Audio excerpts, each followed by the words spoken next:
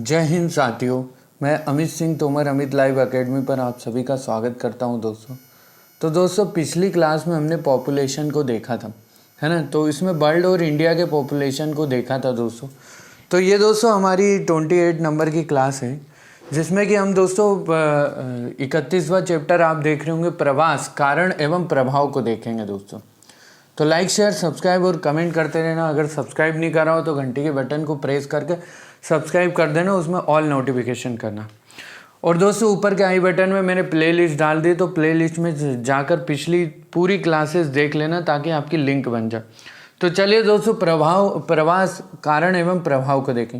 प्रवास अर्थात माइग्रेशन को देखते हैं दोस्तों। तो दोस्तों प्रवास अर्थात माइग्रेशन, प्रवास या प्रवसन का अभिप्राय एक भौगोलिक इकाई अर्थात क्षेत्र से दूसरी भौगोलिक इकाई में आना जाना या प्रवास करना है। मनुष्य में यह प्रवृत्ति आदिम काल से वर्तमान तक जारी है। आदिम काल में व्यक्तियों और समूहों में भोजन, आश्रय, सुरक्षा, व्यापार आदि के लिए भौतिक गतिशीलता पाई जाती थी। वर्तमान में प्रवसन व्यक्ति और समाज में सामाजिक, सांस्कृतिक, आर्थिक, राजनीतिक एवं भौतिक परिस्थितियों का नतीजा है। इस प्रकार यहाँ लोगों द्वारा व्यक्तिगत अथवा सामूहिक रूप से अपने मूल निवास स्थान को स्थायी अथवा अर्ध स्थायी रूप से छोड़कर नए गंतव्य स्थान पर निवास करना है। सामूहिक प्रवास दिक् एवं काल के संदर्भ में जनसंख्या के पुनर्वितरण का अभिन्न अंग और एक महत्वपूर्ण कारण है। यह परिवर्तनशील मानव भूमि अर्थात संसाधनों संबंधों को समझने में सहायक होता है। अब देखते हैं दोस्तों प्रवास से संबंधित कुछ मूलभूत परिभाषाएं हैं दोस्तों। प्रवासी अर्थात इमिग्रेंट होता है, तो एक स्थान से दूसरे स्थान पर प्रवास करने वाले व्यक्ति को प्रवासी कहते हैं। सेकेंड है दोस्तों उत्प्रवास और अप्रवास अर्थात इमिग्रेशन एंड इमिग्रेशन, है ना, एमिग्रेशन एंड इमिग्रेशन। तो लोगों के एक स्थान अर्थात दोस्तों नगर गांव से दूसरे स्थान पर जाकर बसने को उत्प्रवास कहते हैं। दूसरे स्थानों से आकर किसी अन्य स्थान में बसने को अप्रवास कहते हैं। फिर है दोस्तों दिक् परिवर्तन अर्थात कम्यूटेशन। दो नगरों के मध्य या किसी नगर में आसपास के गांवों और नगरों में जनसंख्या अर्थात लोगों का दैनिक स्थानांतरण दिक् परिवर्तन कहलाता है। फिर है दोस्तों सोपानी प्रवास अर्थात स्टेप वाइज माइग्रेशन। कभी कभी लोग अपना गांव छोड़कर छोटे शहर में आ जाते हैं तथा कुछ समय बाद वे बड़े नगर में चले जाते हैं। लोगों का ऐसा स्थानांतरण सोपानी प्रवास कहलाता है। उद्भव स्थान देखते हैं दोस्तों, तो प्रवासी के मूल स्थान को उसका उद्भव स्थान कहते हैं। गंतव्य स्थान, प्रवासी जिस स्थान पर जाकर बसता है वह स्थान उसका गंतव्य स्थान कहलाता है। फिर देखते हैं दोस्तों प्रवास के आयाम अर्थात एस्पेक्ट्स ऑफ माइग्रेशन। तो प्रवास के विभिन्न कालिक एवं स्थानिक आयाम होते हैं। अवधि की दृष्टि से यह स्थायी होता है प्रवास, अर्धस्थायी एवं स्थायी होता है। क्या होता है दोस्तों अवधि की दृष्टि से प्रवास जो होता है दोस्तों अस्थायी, अर्धस्थायी और स्थायी होता है। अस्थायी प्रवास वार्षिक, मौसमी या दैनिक अर्थात अल्पकालिक, अल्पावधिक हो सकता है। स्थानिक परिप्रेक्ष्य में यह दो प्रकार का होता है। पहला अंतर्राष्ट्रीय प्रवास, सेकंड है आंतरिक प्रवास। अंतर्राष्ट्रीय प्रवास में क्या आता है दोस्तों, तो देश की सीमा के बाहर या अंदर स्थित अन्य देश या अन्य देशों से देश की सीमा के अंदर होने वाला प्रवास अंतर्राष्ट्रीय प्रवसन कहलाता है। प्राचीन काल से ही यह प्रक्रिया अनवरत प्रचलित है। दरअसल प्रवास का इतिहास उतना ही पुराना है जितना मानव इतिहास। अंतर्राष्ट्रीय प्रवास के इतिहास को निम्नलिखित 3 धाराओं में विभक्त किया जा सकता है। तो दोस्तों पहली धारा, प्रथम धारा में क्या आता है, तो वर्तमान धारणा के अनुसार मनुष्य की उत्पत्ति पूर्वी अफ्रीका में हुई थी। पूर्वी अफ्रीका से ही मनुष्य का प्रसार अन्य महाद्वीपों, जैसे कि दोस्तों अंटार्कटिक का क्या है अपवाद है अन्य महाद्वीपों में, है ना। तो अन्य महाद्वीपों में हुआ। विगत 50,000 वर्षों तक महाद्वीपों में प्रसार का यह क्रम चलता रहा। व्यापक पैमाने पर हुआ यह मनुष्य का प्रवास पहला प्रवास था। फिर है दोस्तों द्वितीय धारा। तो प्रवास की दूसरी धारा को दास व्यापार अथवा ग्रेट अटलांटिक प्रवास भी कहते हैं। यह प्रवास 16वीं और 17वीं शताब्दी में किया गया था। इस दौरान लाखों अफ्रीकी निवासियों को यूरोप वासियों द्वारा जबरदस्ती बागानों में काम करने के लिए गुलाम श्रमिकों के रूप में अमेरिका ले जाया गया। चूंकि इन गुलामों को विभिन्न दिशाओं उत्तर अमेरिका, मध्य अमेरिका और दक्षिण अमेरिका में ले जाया गया था, अतः इसे गुलाम त्रिकोण भी कहते हैं। यह क्रम 19वीं सदी के मध्य तक चलता रहा। फिर है दोस्तों तृतीय धारा। तो तीसरी धारा विशाल अटलांटिक प्रवास है, जिसमें यूरोप वासियों ने स्वयं उत्तर और दक्षिण अमेरिका के भागों में बसना शुरू किया। 1620 में जब यूरोप वासियों का पहला समूह उत्तर अमेरिका के अटलांटिक तट पर स्थित प्लेमाउथ पहुंचा, इस जत्थे को पिलग्रिम फादर के रूप में जाना गया। यूरोप वासियों ने बड़ी संख्या में नई दुनिया की ओर प्रवास किया। 1820 और 1900 के मध्य की अवधि में ही 370 करोड़ से अधिक यूरोप वासियों ने उत्तर अमेरिका के लिए प्रवास किया। इनके अतिरिक्त युद्धों द्वारा प्रेरित प्रवास, देशों के विभाजन द्वारा प्रेरित प्रवास और शरणार्थियों का भारी संख्या में प्रवास इसके अन्य मुख्य उदाहरण हैं। विकासशील देशों में भी अनेक लोग औद्योगिक रूप से विकसित देशों में स्वेच्छा से प्रवास कर रहे हैं। तो पहला है दोस्तों भारत एवं अंतर्राष्ट्रीय प्रवास में देखते। तो भारत में प्रवास, भारत मध्य और पश्चिमी एशिया तथा दक्षिण पूर्वी एशिया से आने वाले प्रवासियों के आगमन का साक्षी रहा है। वास्तव में भारत का इतिहास देश के विभिन्न भागों में प्रवासियों की धाराओं के एक के बाद एक आकर बसने का इतिहास है। एक नामी कवि फिराक गोरखपुरी के शब्दों में क्या कहा गया है दोस्तों? गोरखपुरी ने कहा है कि सरजमीने हिंद पर अक्काम आलम के फिराक, कारवा बसते गए हिंदुस्तान बनता गया। तो समस्त विश्व, इसका मतलब है समस्त विश्व से लोगों के कारवा भारत में आते रहे और भारत में बसते गए और इसी से भारत का निर्माण हुआ है। चलिए दोस्तों अब देखते हैं क्या पॉइंट है कि विदेशों से अनेक लोग यहाँ आकर निवास करने लगे। सन 2001 की जनगणना के अनुसार 50 लाख से अधिक लोग भारत में आकर बस गए। इनमें से 96% लोग पड़ोसी देशों से आए। बांग्लादेश से 30 लाख, इसके बाद पाकिस्तान से 9 लाख और नेपाल से 5 लाख। इनमें तिब्बत, श्रीलंका, बांग्लादेश, पाकिस्तान, अफगानिस्तान, ईरान और म्यांमार के 1.6 लाख शरणार्थी भी सम्मिलित है। अब दोस्तों देखते हैं देश और अप्रवासियों की संख्या क्या है। तो कुल अंतर्राष्ट्रीय प्रवास तो ये दोस्तों आप इसका स्क्रीनशॉट ले लेना दोस्तों, है ना, ये डाटा है। तो इस डाटा के स्क्रीनशॉट ले लेना ताकि आप क्या है मेंस के आंसर राइटिंग के लिए बहुत अच्छा है ये सब डाटा। तो मैं दोस्तों अब आगे पढ़ाता हूँ आपको। अप्रवासी 2001 भारत से उत्प्रवास, ऐसा माना सेकंड है दोस्तों भारत से उत्प्रवास। ऐसा अनुमान है कि भारतीय डायस्पोरा के लगभग 3 करोड़ लोग हैं जो 110 देशों में निवास करते हैं। बेहतर रोजगार के लिए भारत के अनेक भागों से लोग मध्य पूर्व अर्थात दोस्तों सऊदी अरब, संयुक्त अरब अमीरात, Qatar, Bahrain, Oman, Yemen, Kuwait आदि, है ना, और पश्चिमी यूरोप दोस्तों यूके, फ्रांस, जर्मनी आदि, उत्तर और दक्षिण अमेरिका, ऑस्ट्रेलिया, पूर्वी और दक्षिण एशिया के देशों में बस गए। फिर है दोस्तों भारतीय डायस्पोरा को देते इंडियन डायस्पोरा। तो भारतीय डायस्पोरा में कौन सम्मिलित है? भारतीय डायस्पोरा एक सामान्य शब्द है। इसका आशय भारतीय गणराज्य की सीमाओं के भीतर स्थित वर्तमान प्रदेशों से अन्य देशों में प्रवास करके बसे लोगों से या उनके वंशजों को भी संदर्भित करता है। भारतीय डायस्पोरा अर्थात दोस्तों NRI भारतीय नागरिक जो भारत में नहीं रहते, और PIO अर्थात भारतीय मूल के व्यक्ति जिन्होंने किसी अन्य देश की नागरिकता अर्जित की है से मिलकर बना। United nation department of economic and social affairs के अनुसार विश्व भर में भारतीय डायस्पोरा की आबादी 15.6 मिलियन से अधिक है, जो कि विश्व भर में सर्वाधिक है। इसका सबसे बड़ा भाग संयुक्त अरब अमीरात UAE में रहता है। आबू धाबी में स्थित भारतीय दूतावास के अनुसार वहाँ 3.5 मिलियन भारतीय निवास करते हैं। यह आबादी UAE की जनसंख्या का 30% भाग है तथा सबसे बड़ा प्रवासी समूह। विदेशों में बसे इन लोगों के प्रवास की धाराएं निम्न है दोस्तों। तो इसमें दोस्तों प्रथम धारा है कि उपनिवेश काल अर्थात दोस्तों ब्रिटिश काल के दौरान अंग्रेजों द्वारा उत्तर प्रदेश और बिहार से मॉरिशस कैरेबियन द्वीपों से दोस्तों, कैरेबियन द्वीपों में क्या आता है, त्रिनिडाड और टोबैगो तथा गुयाना, है ना।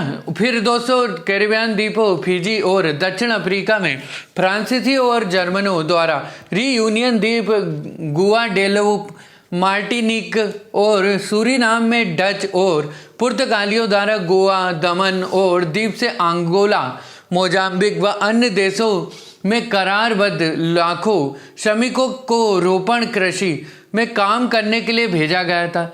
ऐसे सभी प्रवास दोस्तों, ऐसे सभी प्रवास में भारतीय उत्प्रवास अधिनियम गिरमिट एक्ट नामक समयबद्ध अनुबंध के तहत आते थे।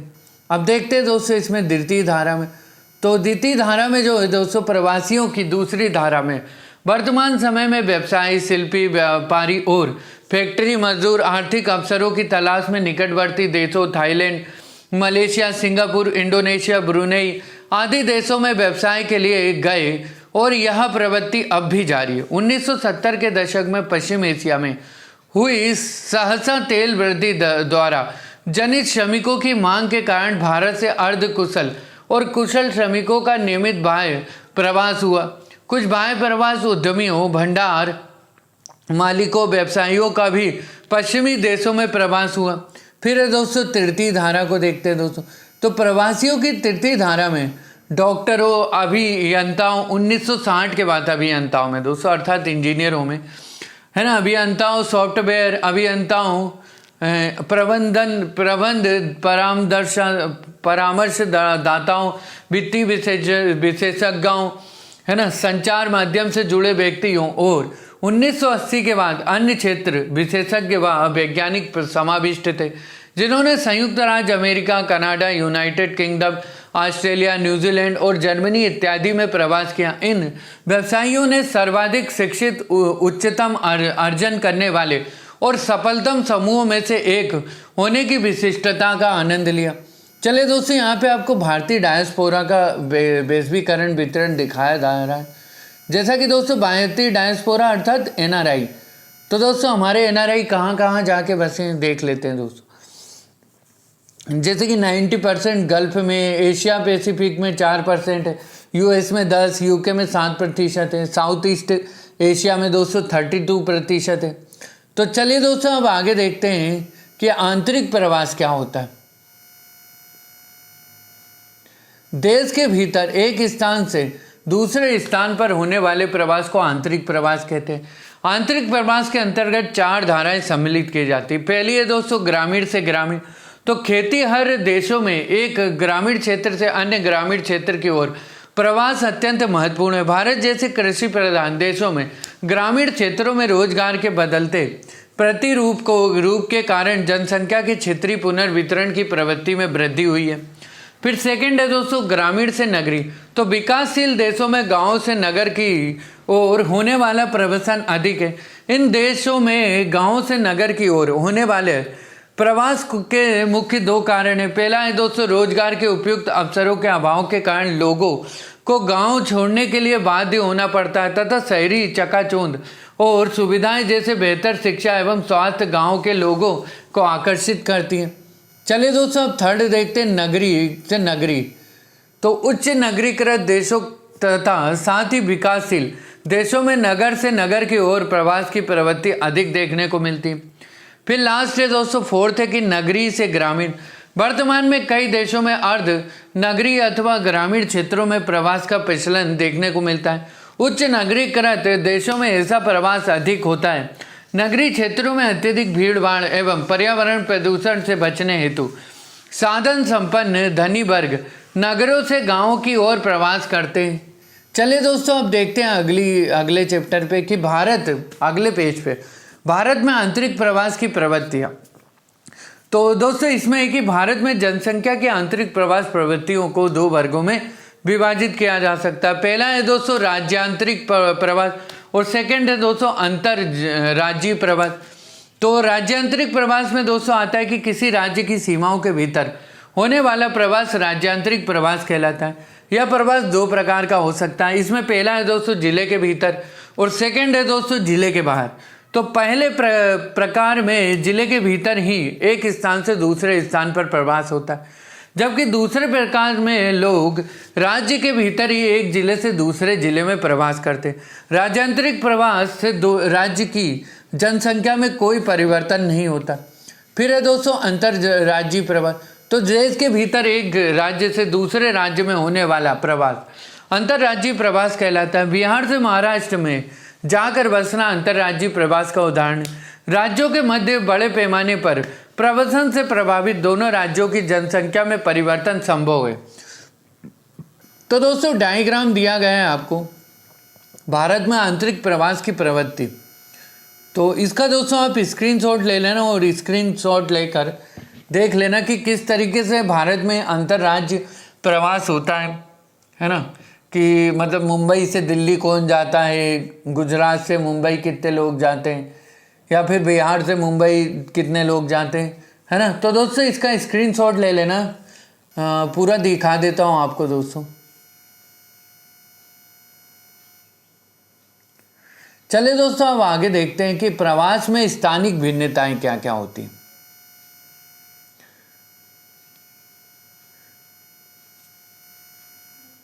कुछ राज्य लोगों को प्रवास हेतु आकर्षित करते हैं तथा कुछ राज्यों से लोग अन्य राज्यों में प्रवास करते हैं।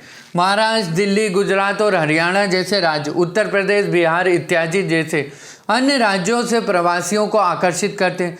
महाराष्ट्र में आए प्रवासियों की संख्या 23 लाख है, जो सर्वाधिक है, तथा महाराष्ट्र के पश्चात दिल्ली, गुजरात एवं हरियाणा का स्थान है। इसके विपरीत उत्तर प्रदेश और बिहार से उत्प्रवास करने वाले लोगों की संख्या 26 लाख तथा 17 लाख है।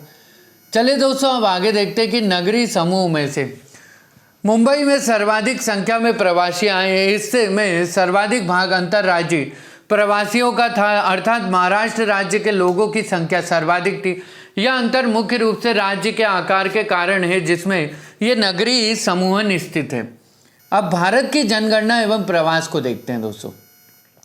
तो देश में प्रवास से संबंधित जानकारी जनगणना से प्राप्त होती है। 1881 ईस्वी में भारत की प्रथम जनगणना से ही प्रवास से संबंधित आंकड़ों को दर्ज करना आरंभ कर दिया गया था। ये आंकड़े जन्म स्थान के आधार पर एकत्रित किए गए थे।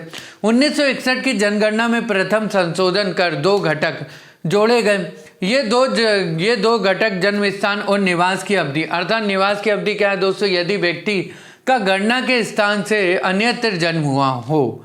तो इसके बाद 1971 में पिछले निवास के स्थान और गणना के स्थान पर रुकने की अवधि के अतिरिक्त सूचना को समाविष्ट किया गया। 1981 की जनगणना में प्रवास के कारणों को सम्मिलित किया गया। सन 2001 की जनगणना के अनुसार जन्म स्थान के आधार पर प्रवासियों की कुल संख्या 30.7 करोड़, अर्थात दोस्तों कुल जनसंख्या का लगभग 30% थी, तथा पूर्व निवास स्थान के आधार पर प्रवासियों की संख्या 31.5 करोड़, अर्थात कुल जनसंख्या का 31% थी। प्रवास के अपकर्ष और प्रतिकर्ष कारक, अर्थात pull and push factors of migration, नगर के आधुनिक सुविधाएं एवं विभिन्न आर्थिक अवसर आदि आकर्षक कारक लोगों को नगरों में आकर बसने के लिए आकर्षित करते हैं। इसे अपकर्ष प्रेरित प्रवास कहते हैं। बेरोजगारी, भुखमरी, गरीबी आदि प्रतिकर्ष कारक लोगों को अपना स्थान छोड़कर नगरों की ओर प्रवास करने पर विवश कर देते हैं। इसे प्रतिकर्ष प्रेरित प्रवास कहते हैं।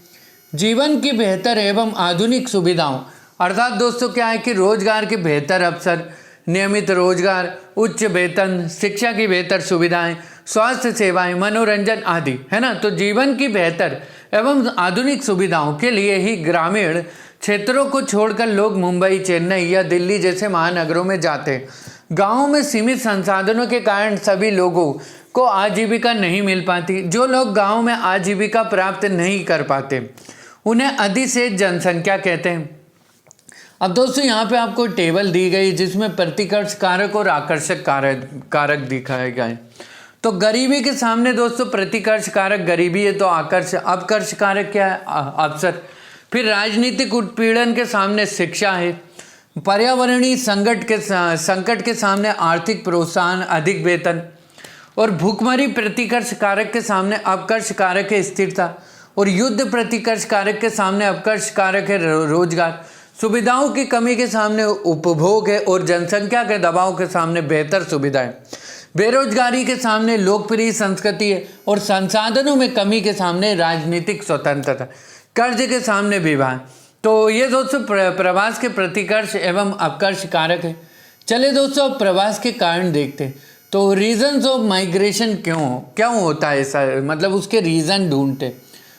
तो लोग जो हैं दोस्तों सामान्य रूप से अपने जन्म स्थान से भावनात्मक रूप से जुड़े होते हैं, किंतु लाखों लोग अपने मूल निवास स्थान को छोड़ देते हैं। स्थायी रूप से अपने मूल स्थान को छोड़कर किसी अन्य स्थान पर जाकर बसने के निश्चित रूप से कुछ कारण होते हैं। शिक्षा की बेहतर सुविधाएं, स्वास्थ्य सेवाएं, विधिक सलाह आदि अल्पावधि हेतु किए गए प्रवास के प्रमुख कारण है। प्रवासन के विभिन्न कारणों को निम्नलिखित वर्गों में विभक्त किया गया। तो पहला है दोस्तों इसमें भौतिक कारण क्या है। तो भौतिक कारण में आता है, भौतिक कारणों में जलवायु एक प्रमुख कारक है। ऐतिहासिक काल में मध्य एशिया की जलवायु शुष्क हो जाने के कारण लोगों ने यूरोप, भारत एवं चीन की ओर प्रवास किया। आर्यों ने ईरान, यूरोप एवं सिंधु घाटी की ओर प्रवास किया एवं वहीं बस गए। हिमालय क्षेत्र की जलवायु के कारण पशुपालक ऋतु प्रवास करते हैं। चलिए दोस्तों अब आगे देखते हैं कि जलवायु के अतिरिक्त सूखा, बाढ़, नदी मार्ग में परिवर्तन, भूकंप, ज्वालामुखी उद्गार, मृदा की उर्वरता, समुद्री तट में उत्थान या धंसाव आदि भौतिक तत्व भी प्रवास को प्रभावित करते हैं। अत्यधिक वर्षा के कारण बाढ़ की स्थिति उत्पन्न हो जाती, परिणाम स्वरूप लोग सुरक्षित स्थानों की ओर प्रवास करते हैं। फिर पॉइंट है दोस्तों सूखे की स्थिति में लोग प्रवसन हेतु बाध्य होते हैं। जैसे राजस्थान एवं गुजरात के कुछ क्षेत्रों में अत्यंत कम वर्षा होने के कारण सूखे की स्थिति उत्पन्न हो जाती है तथा लोग बड़ी संख्या में निकटवर्ती क्षेत्रों में प्रवास कर जाते हैं। गंगा के मध्य बेसिन में कोसी एवं सोन आदि नदियों के मार्ग परिवर्तित होते रहते हैं। फलतः नदियों के तट पर बसे गांवों की स्थितियां परिवर्तित होती रहती हैं। इसी प्रकार भूकंप एवं ज्वालामुखी उद्गार के कारण लोगों को अपना मूल स्थान छोड़कर किसी अन्य स्थान पर प्रवास करना पड़ता है। अब तो देखते हैं दोस्तों आर्थिक कारण क्या है। तो प्रवसन को निर्धारित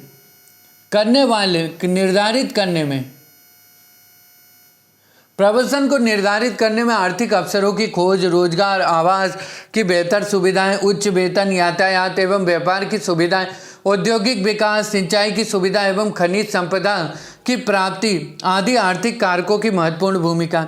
इसमें दोस्तों पॉइंट है कि औद्योगिक विकास से अर्थव्यवस्था में तीव्रता में से सुधार आता है। परिणाम स्वरूप रोजगार के बेहतर अवसरों का सृजन होता है तथा रोजगार एवं उच्च वेतन प्राप्ति की चाह में ग्रामीण क्षेत्रों से मुंबई, दिल्ली जैसे महानगरों की ओर प्रवसन की प्रवृत्ति देखी जाती है। यातायात एवं व्यापार ने भी प्रवसन को प्रोत्साहित किया है। इसी प्रकार रोजगार के बेहतर अवसरों की खोज हेतु भारत से विदेशों में भी प्रवास किया जाता है। फिर आता है दोस्तों सिंधु, नील, गंगा आदि नदी बेसिनों में अत्यधिक उपजाऊ भूमि प्रवसन को आकर्षित करती है। पंजाब, हरियाणा एवं उत्तर प्रदेश जैसे राज्यों में सिंचाई की उत्तम सुविधा के कारण लोग इन क्षेत्रों में प्रवास करते हैं। लास्ट पॉइंट है दोस्तों कि खनिज प्राप्ति वाले क्षेत्र भी प्रवसन को आकर्षित करते हैं। जैसे अलास्का की बर्फीली एवं ऑस्ट्रेलिया की मरुस्थलीय जलवायु होने के बावजूद यहाँ पाए जाने वाले स्वर्ण भंडारों के कारण यहाँ मानव बस्तियाँ बस गई हैं। अब देखते हैं दोस्तों थर्ड पॉइंट है दोस्तों सांस्कृतिक, सामाजिक और सांस्कृतिक कारण क्या है दोस्तों। तो भारत में कुछ सामाजिक रीतियों के कारण विशिष्ट प्रकार का प्रवास होता है। उदाहरण के लिए विवाह के पश्चात महिलाएं अपने माता पिता का घर छोड़कर अपने पति के निवास स्थान की ओर प्रवास करती हैं। 65% स्त्रियां विवाह के उपरांत अपने मायके से बाहर जाती हैं। भारत के ग्रामीण क्षेत्रों में यह सर्वाधिक महत्वपूर्ण कारण है। मेघालय इसका अपवाद है जहां स्थितियां उलट जाती हैं। धार्मिक कारणों से भी प्रवास होता है। प्राचीन इतिहास के अनुसार धर्म एवं संस्कृति के प्रचार हेतु भारत से बड़ी संख्या में लोग म्यांमार, चीन, श्रीलंका आदि देशों में गए थे। इस्लाम धर्म के प्रचार हेतु अरब देशों से भी प्रवसन हुआ तथा इसी दौरान ईरान से कई पारसियों ने अपने धर्म की रक्षा हेतु भारत की ओर प्रवास किया तथा गुजरात एवं महाराष्ट्र राज्यों के क्षेत्र में बस गए। अब दोस्तों रोहिंग्या मुस्लिम बहुत ज़्यादा चर्चा में रहता है, ये रोहिंग्या मुस्लिम का मुद्दा, इसको देखते हैं दोस्तों। तो म्यांमार की बहुसंख्यक आबादी बौद्ध है। म्यांमार में एक अनुमान के मुताबिक 10 लाख रोहिंग्या मुसलमान हैं। इन मुसलमानों के बारे में कहा जाता है कि वे मुख्य रूप से अवैध बांग्लादेशी प्रवासी हैं। हाल ही सरकार ने इन्हें आंतरिक सुरक्षा पहलू को ध्यान में रखते हुए नागरिकता देने से इनकार कर दिया है। हालांकि ये म्यांमार में पीढ़ियों से रह रहे हैं। रखाइन स्टेट में 2012 से सांप्रदायिक हिंसा जारी है। इस हिंसा में बड़ी संख्या में लोगों की जानें गई हैं और 2017 में 1 लाख से ज़्यादा लोग विस्थापित हुए। बड़ी संख्या में रोहिंग्या मुसलमान आज भी जर्जर कैंपों में रह रहे हैं। रोहिंग्या मुसलमानों को व्यापक पैमाने पर भेदभाव और दुर्व्यवहार का सामना करना पड़ रहा है। लाखों की संख्या में बिना दस्तावेज वाले रोहिंग्या बांग्लादेश में रह रहे हैं। इन्होंने 10 को पहले म्यांमार छोड़ दिया था। अब देखते हैं दोस्तों द्वितीय क्या है दोस्तों, पॉइंट है कि द्वितीय विश्व युद्ध के आरंभ होने से पूर्व जर्मनी से यहूदियों का प्रवासन एवं द्वितीय विश्व युद्ध की समाप्ति के पश्चात समग्र विश्व से इजराइल की ओर सभी यहूदियों का प्रवासन धार्मिक प्रवासन का उदाहरण है। अब इसमें पॉइंट है दोस्तों राजनीतिक कारण को देखते हैं। तो फोर्थ क्या है दोस्तों, फोर्थ पॉइंट है राजनीतिक कारण। तो इसमें दोस्तों है कि राजनीतिक प्रवास एक विश्वव्यापी अवधारणा है। संपूर्ण इतिहास में विशेष रूप से पिछली शताब्दी में जनसंख्या के व्यापक समूह के प्रवास के लिए राजनीतिक कारक उत्तरदायी थे। इन राजनीतिक कारणों में प्रथम एवं द्वितीय विश्व युद्ध के समय तुर्कियों, अर्मीनियाइयों एवं यहूदियों का प्रवास शामिल किया जा सकता है। भारत के विभाजन के समय लाखों लोग भारत से पाकिस्तान गए तथा पाकिस्तान से भारत आकर बस गए। पिछले कुछ दशकों में राजनीतिक अव्यवस्था एवं आंतरिक अशांति के कारण सीरिया, ईरान, इराक एवं सूडान आदि देशों से बड़ी संख्या में लोगों ने अन्य देशों की ओर शरणार्थी के रूप में प्रवास किया। अब देखते हैं दोस्तों फिफ्थ क्या है। फिफ्थ पॉइंट है दोस्तों जनसांख्यिकी कारण। तो प्रवसन विभिन्न जनसांख्यिक घटकों पर भी निर्भर करता है। किसी क्षेत्र की जनसंख्या में वृद्धि के कारण उस क्षेत्र के जनसंख्या संसाधन के अनुपात का संतुलन बिगड़ जाता है, जिससे संसाधनों पर दबाव में वृद्धि होती है। यूरोप में जनसंख्या संसाधन में असंतुलन के कारण ही यूरोपीय द्वारा विभिन्न देशों को उपनिवेश बनाया गया। वर्तमान में भारत में जनसंख्या के दबाव में वृद्धि तथा जनसंख्या संसाधन में असंतुलन के कारण बिहार एवं पूर्वी उत्तर प्रदेश के लोग पंजाब, हरियाणा एवं महाराष्ट्र जैसे राज्यों की ओर प्रवास कर रहे हैं। चलिए दोस्तों अब देखते प्रवास के परिणाम क्या क्या होते हैं। तो प्रवास मुख्यतः क्षेत्र विशेष में अवसरों के असमान वितरण एवं सुरक्षा के कारण होता है। लोगों में कम अवसरों और कम सुरक्षा वाले स्थानों से अधिक अवसरों और बेहतर सुरक्षा वाले स्थानों की ओर जाने की प्रवृत्ति होती। बदले में यह प्रवास के उद्यम और गंतव्य क्षेत्रों के लिए लाभ और हानि दोनों उत्पन्न करता है। परिणामों को आर्थिक, सामाजिक, सांस्कृतिक, राजनीतिक और जननांकी संदर्भों में देखा जा सकता है। तो पहला है दोस्तों आर्थिक परिणाम देखते हैं। तो इसमें दोस्तों उद्भव स्थान के लिए मुख्य लाभ प्रवासियों द्वारा भेजी गई प्रेषित मुद्रा अर्थात रेमिटेंस है।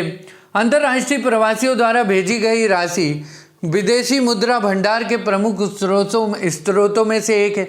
सन 2002 में अंतर्राष्ट्रीय प्रवासियों द्वारा भारत में 11 अरब अमेरिकी डॉलर प्रेषित किए गए। विश्व बैंक के आंकड़ों के अनुसार भारत को 2015 में करीब 72 अरब अमेरिकी डॉलर की विदेशी मुद्रा प्राप्त हुई है, जो कि किसी भी अन्य देश की तुलना में सर्वाधिक है। यह भारत के सकल घरेलू उत्पाद का 3.4% है। अब दोस्तों जैसा कि हमको डायग्राम में दिया गया, भारत में प्रेसी रेमिटेंस 2000 से लेकर 2016 तक है ना। तो इसमें 0, 2, 4, 6, 8, 10, 12, 14, 16 दिखाया गया। तो दोस्तों 10,000 से लेके ग्राफ कैसे बढ़ा, और ये ग्राफ जा रहा है करीब 75,000 के पास, है ना। तो चलिए दोस्तों अब आगे देखते हैं कि पंजाब, केरल और तमिलनाडु अपने अंतर्राष्ट्रीय प्रवासों से महत्वपूर्ण राशि प्राप्त करते हैं। अंतर्राष्ट्रीय प्रवासियों की तुलना में आंतरिक प्रवासियों द्वारा भेजी गई राशि बहुत कम है, किंतु यह उद्यम क्षेत्र की आर्थिक वृद्धि में महत्वपूर्ण भूमिका निभाती है। प्रवासियों द्वारा भेजी गई राशि का प्रयोग मुख्यतः भोजन, ऋणों की अदायगी, उपचार, विवाहों, बच्चों की शिक्षा, कृषि संबंधी निवेश, गृह निर्माण इत्यादि के लिए किया जाता है। बिहार, उत्तर प्रदेश, उड़ीसा, आंध्र प्रदेश, हिमाचल प्रदेश इत्यादि के हजारों निर्धन गांवों की अर्थव्यवस्था के लिए ये राशि जीवनदायक का कार्य करती है। हरित क्रांति की सफलता में पूर्वी उत्तर प्रदेश, बिहार, मध्य प्रदेश और उड़ीसा के ग्रामीण क्षेत्रों से पंजाब, हरियाणा, पश्चिमी उत्तर प्रदेश के ग्रामीण क्षेत्रों में प्रवास करने वाले मजदूरों की महत्वपूर्ण भूमिका है। अब देखते हैं दोस्तों प्रवास के कारण क्या क्या कारण। तो प्रवास के कारण गंतव्य स्थान पर श्रमिक बल में बढ़ोतरी के कारण संसाधनों का बेहतर अथवा अत्यधिक उपयोग होता है, जबकि उद्यम स्थान पर श्रमिक बल के प्रवसन के कारण उपलब्ध संसाधनों का पर्याप्त उपयोग नहीं हो पाता। यह संसाधनों की उपलब्धता एवं उपभोग में प्रादेशिक अंतर उत्पन्न कर देता है। इसके अतिरिक्त अनियंत्रित प्रवास ने भारत के महानगरों को अति संकुलित कर दिया है। महाराष्ट्र, गुजरात, कर्नाटक, तमिलनाडु और दिल्ली जैसे औद्योगिक दृष्टि से विकसित राज्यों में मलिन बस्तियों अर्थात स्लम का विकास देश में अनियंत्रित प्रवास का नकारात्मक परिणाम है। अब देखते हैं दोस्तों सेकेंड है सामाजिक एवं सांस्कृतिक परिणाम क्या होता है। तो प्रवासी सामाजिक परिवर्तन के अभिकर्ताओं के रूप में कार्य करते हैं। नगरीय क्षेत्रों से ग्रामीण क्षेत्रों की ओर निवास के और नवीन प्रौद्योगिकियों, परिवार नियोजन, बालिका शिक्षा इत्यादि से संबंधित अभिनव विचारों के प्रसार में प्रवासियों की महत्वपूर्ण भूमिका होती है। प्रवास से विविध संस्कृतियों के लोगों का अंतर्मिश्रण होता है, इससे संकीर्णता में कमी आती है तथा विचारों में खुलापन आता है। प्रवास की मिश्र संस्कृति के उद विकास में सकारात्मक भूमिका होती है। फिर लास्ट पॉइंट है दोस्तों कि साथ ही प्रवास के गुमनामी एवं अकेलेपन जैसे गंभीर नकारात्मक परिणाम भी होते हैं, जो व्यक्तियों में सामाजिक निर्वात और निराशा की भावना भर देते हैं।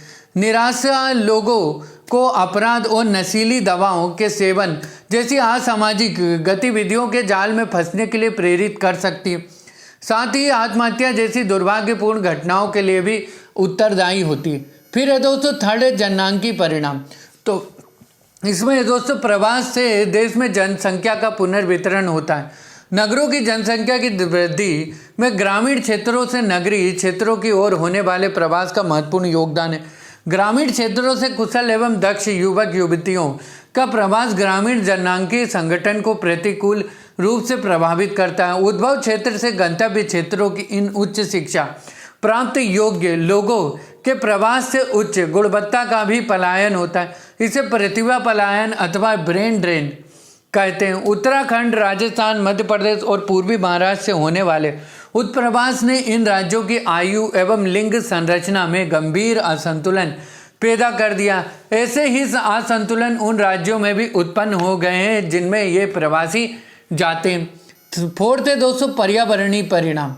तो ग्रामीण क्षेत्रों से नगरीय क्षेत्रों की ओर होने वाले प्रवास के कारण नगरों में भीड़ भाड़ में वृद्धि हो जाती है, जिसके परिणाम स्वरूप नगरीय क्षेत्रों में सामाजिक और भौतिक अवसंरचना पर दबाव में भी वृद्धि होती है। अंततः इससे नगरीय बस्तियों की अनियोजित वृद्धि होती है और मलिन बस्तियों का निर्माण होता है।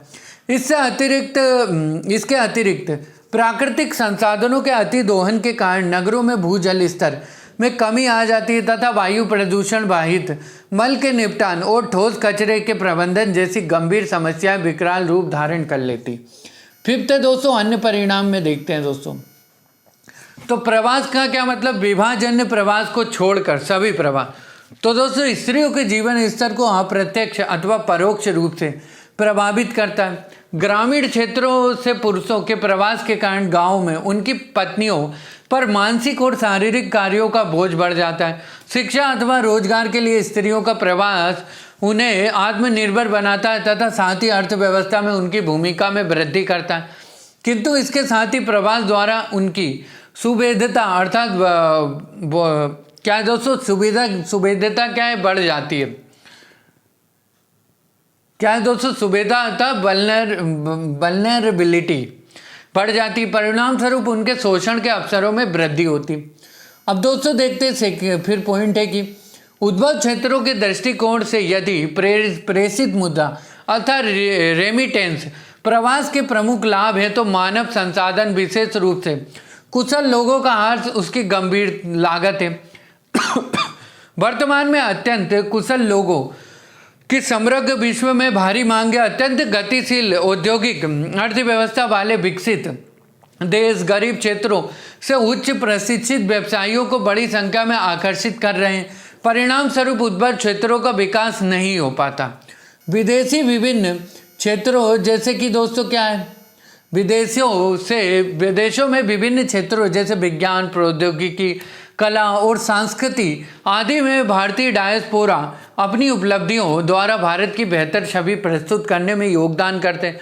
वर्तमान समय में जुबिन मेहता, सत्या नडेला और मीरा नायर आदि भारतीय नामों को पूरा विश्व जानता है। व्यापार के क्षेत्र में सिलिकॉन वैली में कार्यरत भारतीय आईटी व्यवसायी एवं सिटी ग्रुप के पूर्व सीईओ विक्रम पंडित एवं गूगल के सीईओ सुंदर पिचई आदि विश्व में भारत की सुदृढ़ छवि प्रस्तुत कर रहे हैं। अब देखते हैं दोस्तों, यहीं पे हमारा चैप्टर खत्म होता है, प्रवास माइग्रेशन यहीं पे खत्म होता है। अब देखते हैं दोस्तों 32 नंबर का चैप्टर है दोस्तों, कृषि विश्व एवं भारत में, अर्थात एग्रीकल्चर है दोस्तों, एग्रीकल्चर वर्ल्ड एंड इंडिया में देखते हैं दोस्तों।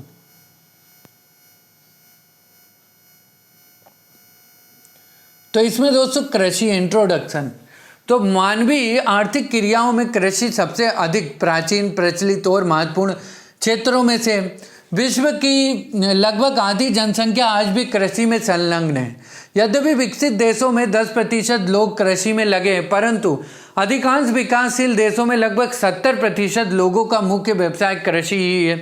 कृषि एक प्राचीन आर्थिक क्रियाकलाप है। मेक्सिको, नील घाटी, मेसोपोटामिया, मोहनजोदड़ो, हड़प्पा आदि प्राचीन सभ्यताएं कृषि के विकास के साथ ही विकसित हुई थी। कृषि आर्थिक क्रिया के साथ साथ एक जीवन पद्धति भी है जो क्षेत्र विशेष के लोगों के रीति रिवाजों तथा सांस्कृतिक लक्षणों में परिलक्षित होती है। उदाहरण स्वरूप भारत विभिन्न भागों में प्रचलित लोहड़ी, होली, पोंगल, ओणम आदि विभिन्न त्योहार कृषि से प्रत्यक्ष एवं अप्रत्यक्ष रूप से संबंधित है। कृषि की पद्धतियों एवं प्रणालियों में भी क्षेत्रीय विभिन्नताएं पाई जाती हैं, क्योंकि ये प्रत्येक क्षेत्र के पर्यावरण से अनुकूलन के फलस्वरूप विकसित हुई हैं। अब दोस्तों देखते हैं एग्रीकल्चर के टाइप है ना, कृषि के प्रकार। तो विश्व के विभिन्न भागों में विभिन्न प्रकार की भौगोलिक, आर्थिक, सामाजिक, राजनीतिक एवं ऐतिहासिक परिस्थितियां पाई जाती हैं। इन सभी कारकों के प्रभावाधीन विश्व के विभिन्न भागों में कृषि के प्रारूप एवं पद्धतियों में भिन्नता दृष्टिगोचर होती है। D.S. बीट्सलसी ने कृषि के प्रादेशिक स्वरूप को वातावरणीय एवं मानवीय परिस्थितियों के अनुसार निम्न 5 आधारों पर वर्गीकृत किया है। तो इसमें दोस्तों क्या क्या है, तो पहला है दोस्तों फसल तथा पशु साहचर्य आधार, सेकंड है दोस्तों भू उपयोग की गहनता, थर्ड है दोस्तों कृषि उत्पाद का संसाधन तथा विपणन, और फोर्थ है दोस्तों मशीनीकरण का स्तर, और फिफ्थ है दोस्तों कृषि संबंध भवनों तथा अन्य संरचनाओं के प्रकार एवं संयोजन। उपरोक्त आधार पर संपूर्ण विश्व की कृषि प्रणालियों को निम्न प्रकारों में वर्गीकृत किया जा सकता है। अब देखते हैं दोस्तों स्थानांतरित कृषि अर्थात शिफ्टिंग कल्टीवेशन। स्थानांतरित कृषि आदिम कृषि का ही रूप है। यह आदिकालीन जीविकोपार्जी कृषि वर्तमान में भी विश्व के कुछ भागों में विद्यमान है। यह कृषि मुख्य रूप से उष्ण कटिबंधीय क्षेत्रों में 3 बृहद भागों अर्थात अफ्रीका महाद्वीप में विषुववृत्त के दोनों ओर, दक्षिण पूर्वी एशिया एवं दक्षिण तथा मध्य अमेरिका के कुछ भागों में की जाती है। कृषि की इस प्रणाली के अंतर्गत कृषक किसी विशेष स्थल की वनस्पति को काटकर या जलाकर साफ कर लेता है और उस पर कृषि कार्य प्रारंभ कर देता है। इस कृषि को कर्तन दहन कृषि अर्थात स्लैश एंड बर्न एग्रीकल्चर के नाम से भी जाना जाता है तथा वनस्पति के जलने से प्राप्त राख में पोटास होती है जो उर्वरक का काम करती है। इस प्रक्रिया में कुछ वर्षों तक कृषि करने के बाद भूमि की उपजाऊ शक्ति कम हो जाने से कृषि उपज में कमी आ जाती। परिणाम स्वरूप कृषक उस भूभाग को छोड़कर दूसरे भूभाग को साफ करके उस पर कृषि कार्य करने लगते हैं। इस प्रकार कृषक समय समय पर कृषि के स्थानों में परिवर्तन करता रहता है। इस कारण इसे स्थानांतरित कृषि कहते हैं। अब देखते हैं दोस्तों, इस कृषि में बोए गए खेत बहुत छोटे छोटे होते हैं एवं खेती पुराने औजारों जैसे कि कुदाली, फावड़े एवं हंसिया द्वारा की जाती है। इस विधि में हल का प्रयोग नहीं किया जाता। विभिन्न क्षेत्रों में इसे भिन्न भिन्न नामों से जाना जाता है। मलेशिया में दोस्तों इसे लदांग कहते हैं, फिलीपाइंस में चेनगिन कहते हैं तथा मध्य अमेरिका एवं मैक्सिको में मिल्पा, वेनेजुएला में कोनुको और ब्राज़ील में रोका एवं जायरे एवं मध्य अफ्रीका में मोसले कहते हैं। फिर है दोस्तों, भारत में स्थानांतरित कृषि पूर्वोत्तर राज्यों जैसे कि दोस्तों उड़ीसा, मध्य प्रदेश, आंध्र प्रदेश और केरल के कुछ हिस्सों में छोटे पैमाने पर की जाती है। इसे देश के अलग भागों में अलग अलग नामों जैसे कि उत्तरी पूर्वी राज्यों में इसे जूम, उड़ीसा और आंध्र प्रदेश में पोडू जैसे विभिन्न नामों से जाना जाता है। उष्ण कटिबंध के जिन क्षेत्रों में इस प्रकार की कृषि होती है वे अधिक वर्षा तथा उच्च तापक्रम के क्षेत्र हैं। भारी वर्षा के कारण घुलनशील पोषक तत्व निक्षालिता हो जाते हैं, अतः कार्बनिक तत्वों की कमी, निक्षालन तथा वनस्पतियों को जलाने के कुप्रभावों से मृदा की उर्वरता समाप्त हो जाती है। इस प्रकार एक स्थान पर केवल 2 से 3 वर्षों तक ही कृषि की जा सकती है। फिर पॉइंट है दोस्तों, इस कृषि में खाद्यान्न ही अधिक उगाए जाते हैं क्योंकि यहाँ जीविकोपार्जी कृषि है। इस कृषि की मुख्य फसलें मक्का, केला तथा शकरकंद है। कृषक जो भी फसल उत्पन्न करता है उसका उपभोग कर लेता है। इसमें प्रति हेक्टेयर एवं प्रति व्यक्ति उपज कम होती है। यही कारण है कि इन क्षेत्रों में जनसंख्या का घनत्व कम है। स्थानांतरित कृषि की बहुत अधिक आलोचना की जाती है। इस आलोचना के 2 आधार है। तो प्रथम है तो यह है कि इससे वनों का ह्रास होता है जिससे पर्यावरणीय अवनयन होता है। द्वितीय, मिट्टी की उर्वरता का नाश तथा मृदा अपरदन है। परंतु यदि यहाँ कृषि एक निश्चित सीमा तक की जाए जिससे मृदा एवं वनस्पति प्राकृतिक प्रक्रिया द्वारा अपनी पूर्व स्थिति में आ जाए एवं प्राकृतिक तंत्र का संतुलन ना बिगड़े, तो इस कृषि से कोई हानि नहीं है। अतः यह कहना कि स्थानांतरित कृषि हर परिस्थितियों में हानिकारक है न्याय संगत नहीं है। फिर देखते हैं दोस्तों स्थानबद्ध कृषि को। तो अपने आर्थिक विकास के इतिहास के एक लंबे काल तक मनुष्य घुमक्कड़, संग्रहणकर्ता, आखेटक, प्रवासी, पशुचारण करने वाले अथवा स्थानांतरित कृषक के रूप में वहाँ एक स्थान से दूसरे स्थान तक घूमता रहता था। अंतोतगतवा जब उसने कृषि करना सीखा तो वह समय के साथ स्थानबद्ध हो गया। स्थानबद्ध कृषि में एक परिवार या कई परिवारों का एक समूह एक स्थान पर स्थायी रूप से रहकर फसलें उगाते हैं। कहीं कहीं पर भूमि पर स्वामित्व सामूहिक होता है, परंतु अधिकतर यह व्यक्तित्व होता है। ऐसी कृषि की विशेषता यह है कि किसान भू संरक्षण की पद्धतियाँ अपनाते हैं तथा एक फसल प्रतिमान को विकसित करते। फल चक्र से मिट्टी की उर्वरता बनी रहती है। कृषि कार्यों में सहायता के लिए तथा अपनी आय बढ़ाने के लिए पशुपालन भी करते हैं जिनसे उन्हें खाद्य प्राप्त होती है। अब देखते हैं दोस्तों, नेक्स्ट पॉइंट है कि कृषि कार्यों में वह विकास के स्तर के अनुसार विभिन्न औजारों का प्रयोग करते हैं। पर्यावरण की स्थिति तथा वर्धन काल की अवधि के आधार पर वे एक से अधिक फसलें उत्पन्न करते। कृषि कार्यों के बीच में अवकाश के समय वे अपनी आय बढ़ाने के लिए अन्य काम जैसे कि टोकरी बनाना, रस्सी बनाना आदि भी करते हैं। वनों के निकट रहने वाले स्थानबद्ध कृषक वनों से संग्रहण भी करते हैं। इसी प्रकार बागानी कृषि के क्षेत्रों में किसान अपने निजी खेतों के अतिरिक्त बागानों में भी काम करते हैं। चलिए दोस्तों देखते हैं कि नेक्स्ट पॉइंट क्या है। तो यहाँ कृषि मुख्य रूप से अमेरिका, अफ्रीका तथा दक्षिण पूर्वी के पठारी एवं अन्य उच्च प्रदेशों में की जाती है। अपेक्षाकृत ठंडी जलवायु, घनी जनसंख्या तथा विरल वनस्पति इस कृषि के लिए अनुकूल परिस्थितियां उपलब्ध कराते हैं। भारत में कुछ भागों को छोड़कर अन्यत्र में स्थानबद्ध कृषि की जाती है। स्थानबद्धता ने हमारे किसानों के सांस्कृतिक जीवन पर प्रभाव डाला। अब देखते हैं दोस्तों गहन कृषि को। तो छोटी जोतों पर भूमि की प्रति इकाई पर अधिक पूंजी तथा श्रम लगाकर प्रति हेक्टेयर अधिक उपज प्राप्त करने हेतु की जाने वाली कृषि गहन कृषि कहलाती है। इस कृषि में बोई जाने वाली मुख्य फसल चावल है। इस प्रकार की कृषि का मुख्य उद्देश्य प्रति एकड़ उपज को बढ़ाना होता है।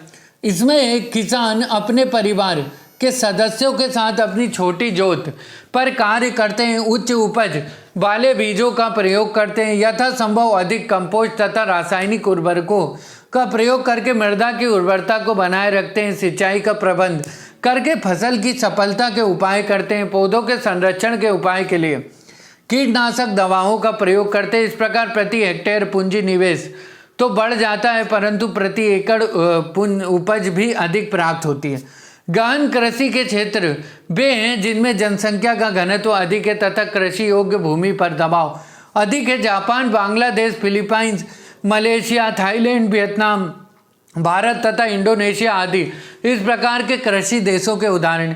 भारत में गहन कृषि व्यापक रूप से उत्तरी मैदानों और तटीय मैदानों के सिंचित क्षेत्रों में की जाती है। अब देखते हैं दोस्तों विस्तृत कृषि। तो यहाँ बड़ी जोतों पर कृषि यंत्रों की सहायता से बड़े पैमाने पर की जाने वाली कृषि है। यह कृषि उन्हीं क्षेत्रों में अपनाई जा सकती है जहाँ जनसंख्या का घनत्व कम है, अतः भूमि एवं मनुष्य का अनुपात अधिक है। कम तथा महंगा श्रम उपलब्ध होने के कारण कृषि कार्यों में बड़े पैमाने पर मशीनों का प्रयोग किया जाता है।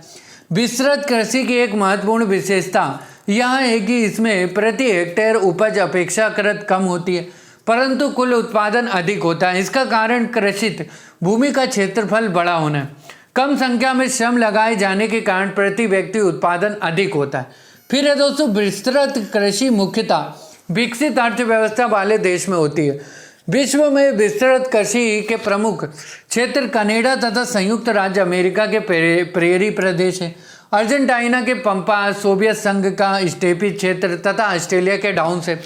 इन क्षेत्रों के अधिकांश भागों में महाद्वीपीय जलवायु पाई जाती है। महाद्वीपों के आंतरिक भाग में स्थित होने के कारण ये समुद्र के समकारी प्रभाव से वंचित है। वर्षा की मात्रा समुद्र से दूर होने के कारण कम है, परंतु कम तापक्रम के कारण इसकी प्रभावशीलता अधिक है। फिर है दोस्तों विस्तृत कृषि में फार्म का आकार बड़ा होता है। 1600 हेक्टेयर तक के फार्म होते हैं। कृषि कार्य पूर्ण रूप से यंत्रों से किया जाता है। जुताई के लिए ट्रैक्टर, पाटा चलाने के लिए लेवलर और बीज बोने के लिए सीड ड्रिल, कटाई एवं मड़ाई के लिए कंबाइंड हार्वेस्टर का प्रयोग किया जाता है। विस्तृत कृषि में एक या दो फसलों में विशिष्टीकरण प्राप्त कर लिया जाता है। जैसे इसके अंतर्गत पैदा किया जाने वाला मुख्य अनाज गेहूं है। भारत में हिमालय के तराई क्षेत्रों और उत्तरी पश्चिमी राज्यों में विस्तृत खेती का व्यापक रूप से की जाती है। फिर है दोस्तों जीविकोपार्जी कृषि अथवा निर्वाह कृषि। तो दोस्तों इस कृषि का मुख्य उद्देश्य ऐसी फसलें उगाना होता है जिससे कृषक के परिवार का भरण पोषण संभव हो सके। इस प्रकार की कृषि में कृषि क्षेत्र में रहने वाले स्थानीय लोग कृषि उत्पाद के संपूर्ण अथवा अधिकांश भाग का स्वयं उपभोग करते हैं। इसमें फसलों का विशिष्टीकरण नहीं हो सकता क्योंकि कृषक वे सारी फसलें उगाना चाहते हैं जो उनके उपभोग के लिए आवश्यक है। इसलिए जीविकोपार्जी कृषि के फसल प्रतिमान में धान, दलहन, तिलहन आदि का समावेश होता है। विश्व में निर्वाह कृषि के दो रूप पाए जाते हैं। तो पहला है तो आदिम निर्वाह कृषि है जो स्थानांतरी कृषि का पर्याय है। दूसरा गहन कृषि है जो एशिया के मानसूनी भागों में घने बसे क्षेत्रों में पाई जाती है। इन देशों की जनसंख्या का घनत्व अधिक है, अतः उपलब्ध भूमि का गहनतम उपयोग करने का प्रयत्न किया जाता है। फिर है दोस्तों निर्वाह कृषि के अंतर्गत धान की खेती छोटे छोटे खेतों में पानी भरकर की जाती है। अधिकतर काम हाथ से किए जाते हैं। श्रम की अधिक मांग इस क्षेत्र की उच्च जनसंख्या है के घनत्व का एक कारण है। छोटी जोतों के अतिरिक्त छोटे छोटे खेत इस क्षेत्र की विशेषता है। इस कृषि की एक विशेषता यह भी है कि एक ही वर्ष में धान की कई फसलें उगाई जाती हैं। गहन कृषि किए जाने से मिट्टी की उर्वरता का ह्रास होता है।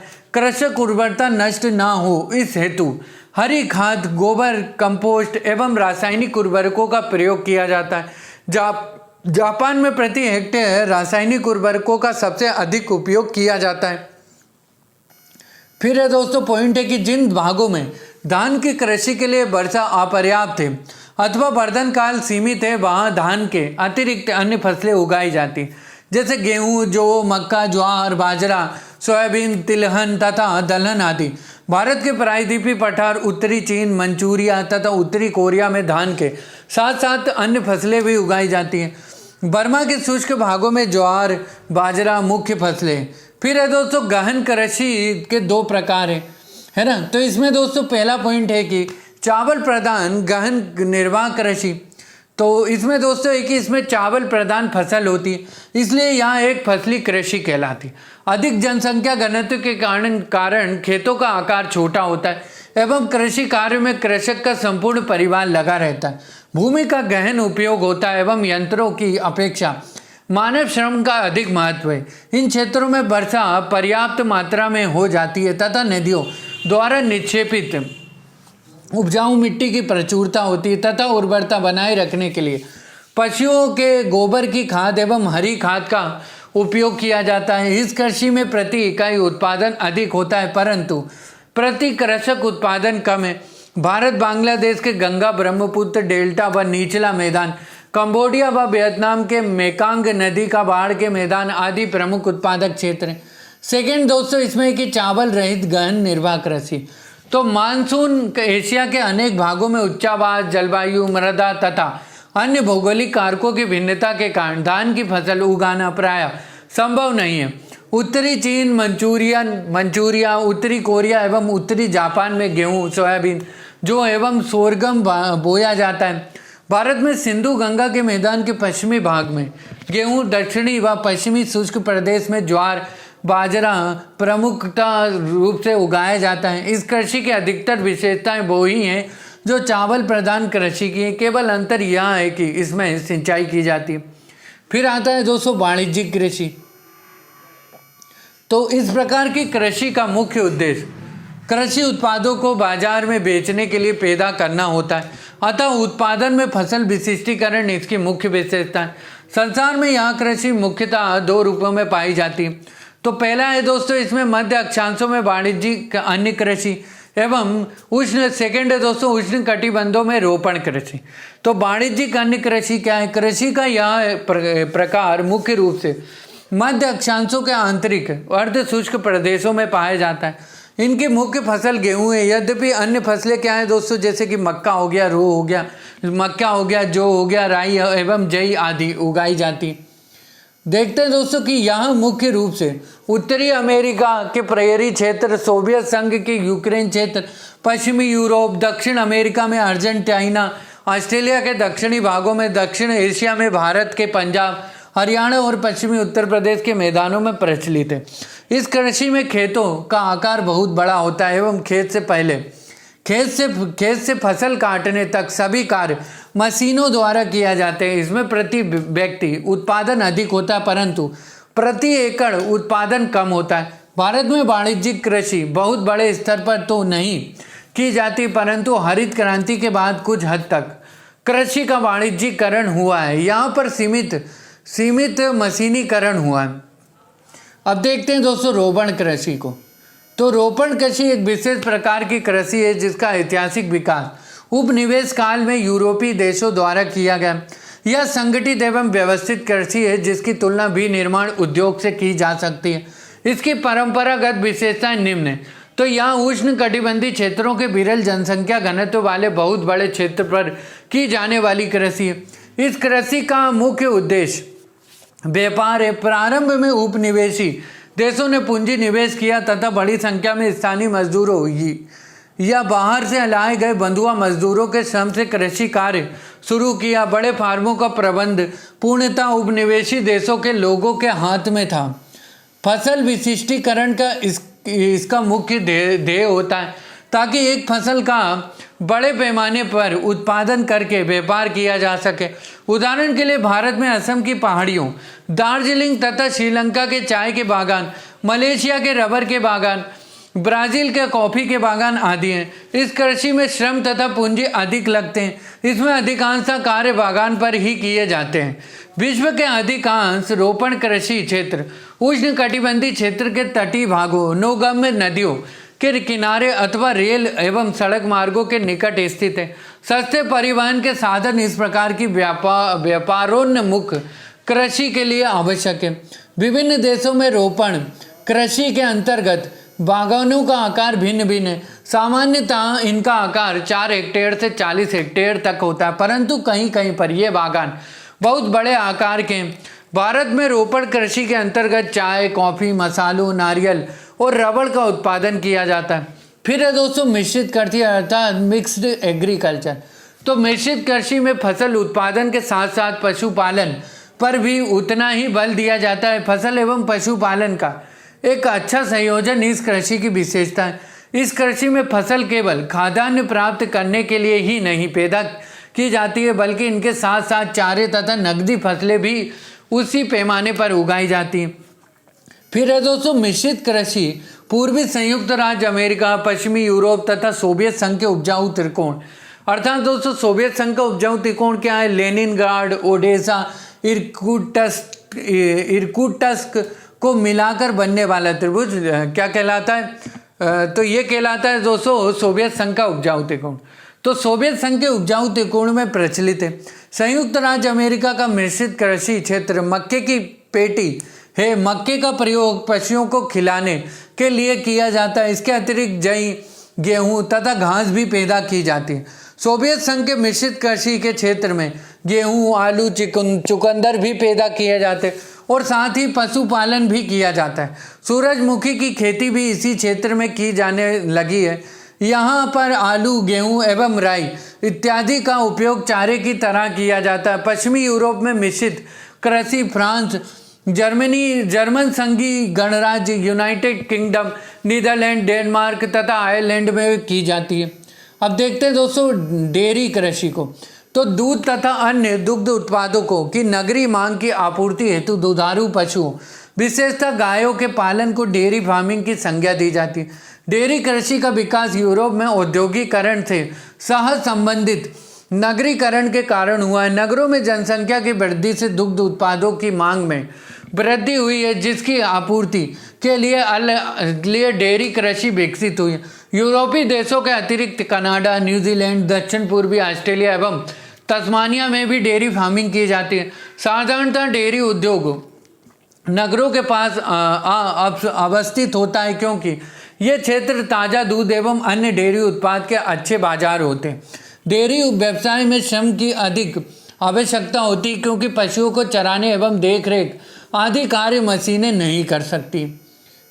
अब देखते हैं दोस्तों इस उद्योग में, डेयरी उद्योग में श्रम की भांति पूंजी भी अधिक लगती है। नियोजित आवास, मशीन, चारे के सिलो आदि के निर्माण में भी पूंजी लगानी पड़ती है। दूध के प्रशीतलन एवं संचयन आदि प्रबंध में भी अत्यधिक धन लगता है।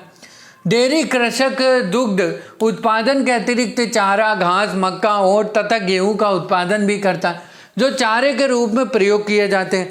भारत में दुग्ध व्यवसाय अधिक व्यवस्थित ढंग से गुजरात में सहकारी समितियों के माध्यम से चलाया जा रहा है। इसमें पर्याप्त सफलता भी मिली है। दुग्ध व्यवसाय के विकास के लिए राज्यों में डेयरी डेवलपमेंट बोर्ड का गठन किया गया। झांसी में भारतीय चारागाह एवं चारा अनुसंधान संस्थान झांसी तथा राष्ट्रीय डेयरी अनुसंधान संस्थान करनाल का गठन भी किया गया। अब देखते हैं दोस्तों भूमध्य सागरीय कृषि। तो भूमध्य सागरीय कृषि अति विशिष्ट प्रकार की कृषि है। भूमध्य सागरीय कृषि का विस्तार भूमध्य सागर के समीपवर्ती क्षेत्र जो दक्षिणी यूरोप एवं उत्तरी अफ्रीका में ट्यूनीशिया से अटलांटिक तट तक विस्तृत है। इसके अतिरिक्त दक्षिणी कैलिफोर्निया, मध्यवर्ती चिली, दक्षिणी अफ्रीका का दक्षिणी पश्चिमी भाग एवं ऑस्ट्रेलिया के दक्षिणी पश्चिमी भाग में भी यह प्रचलित है।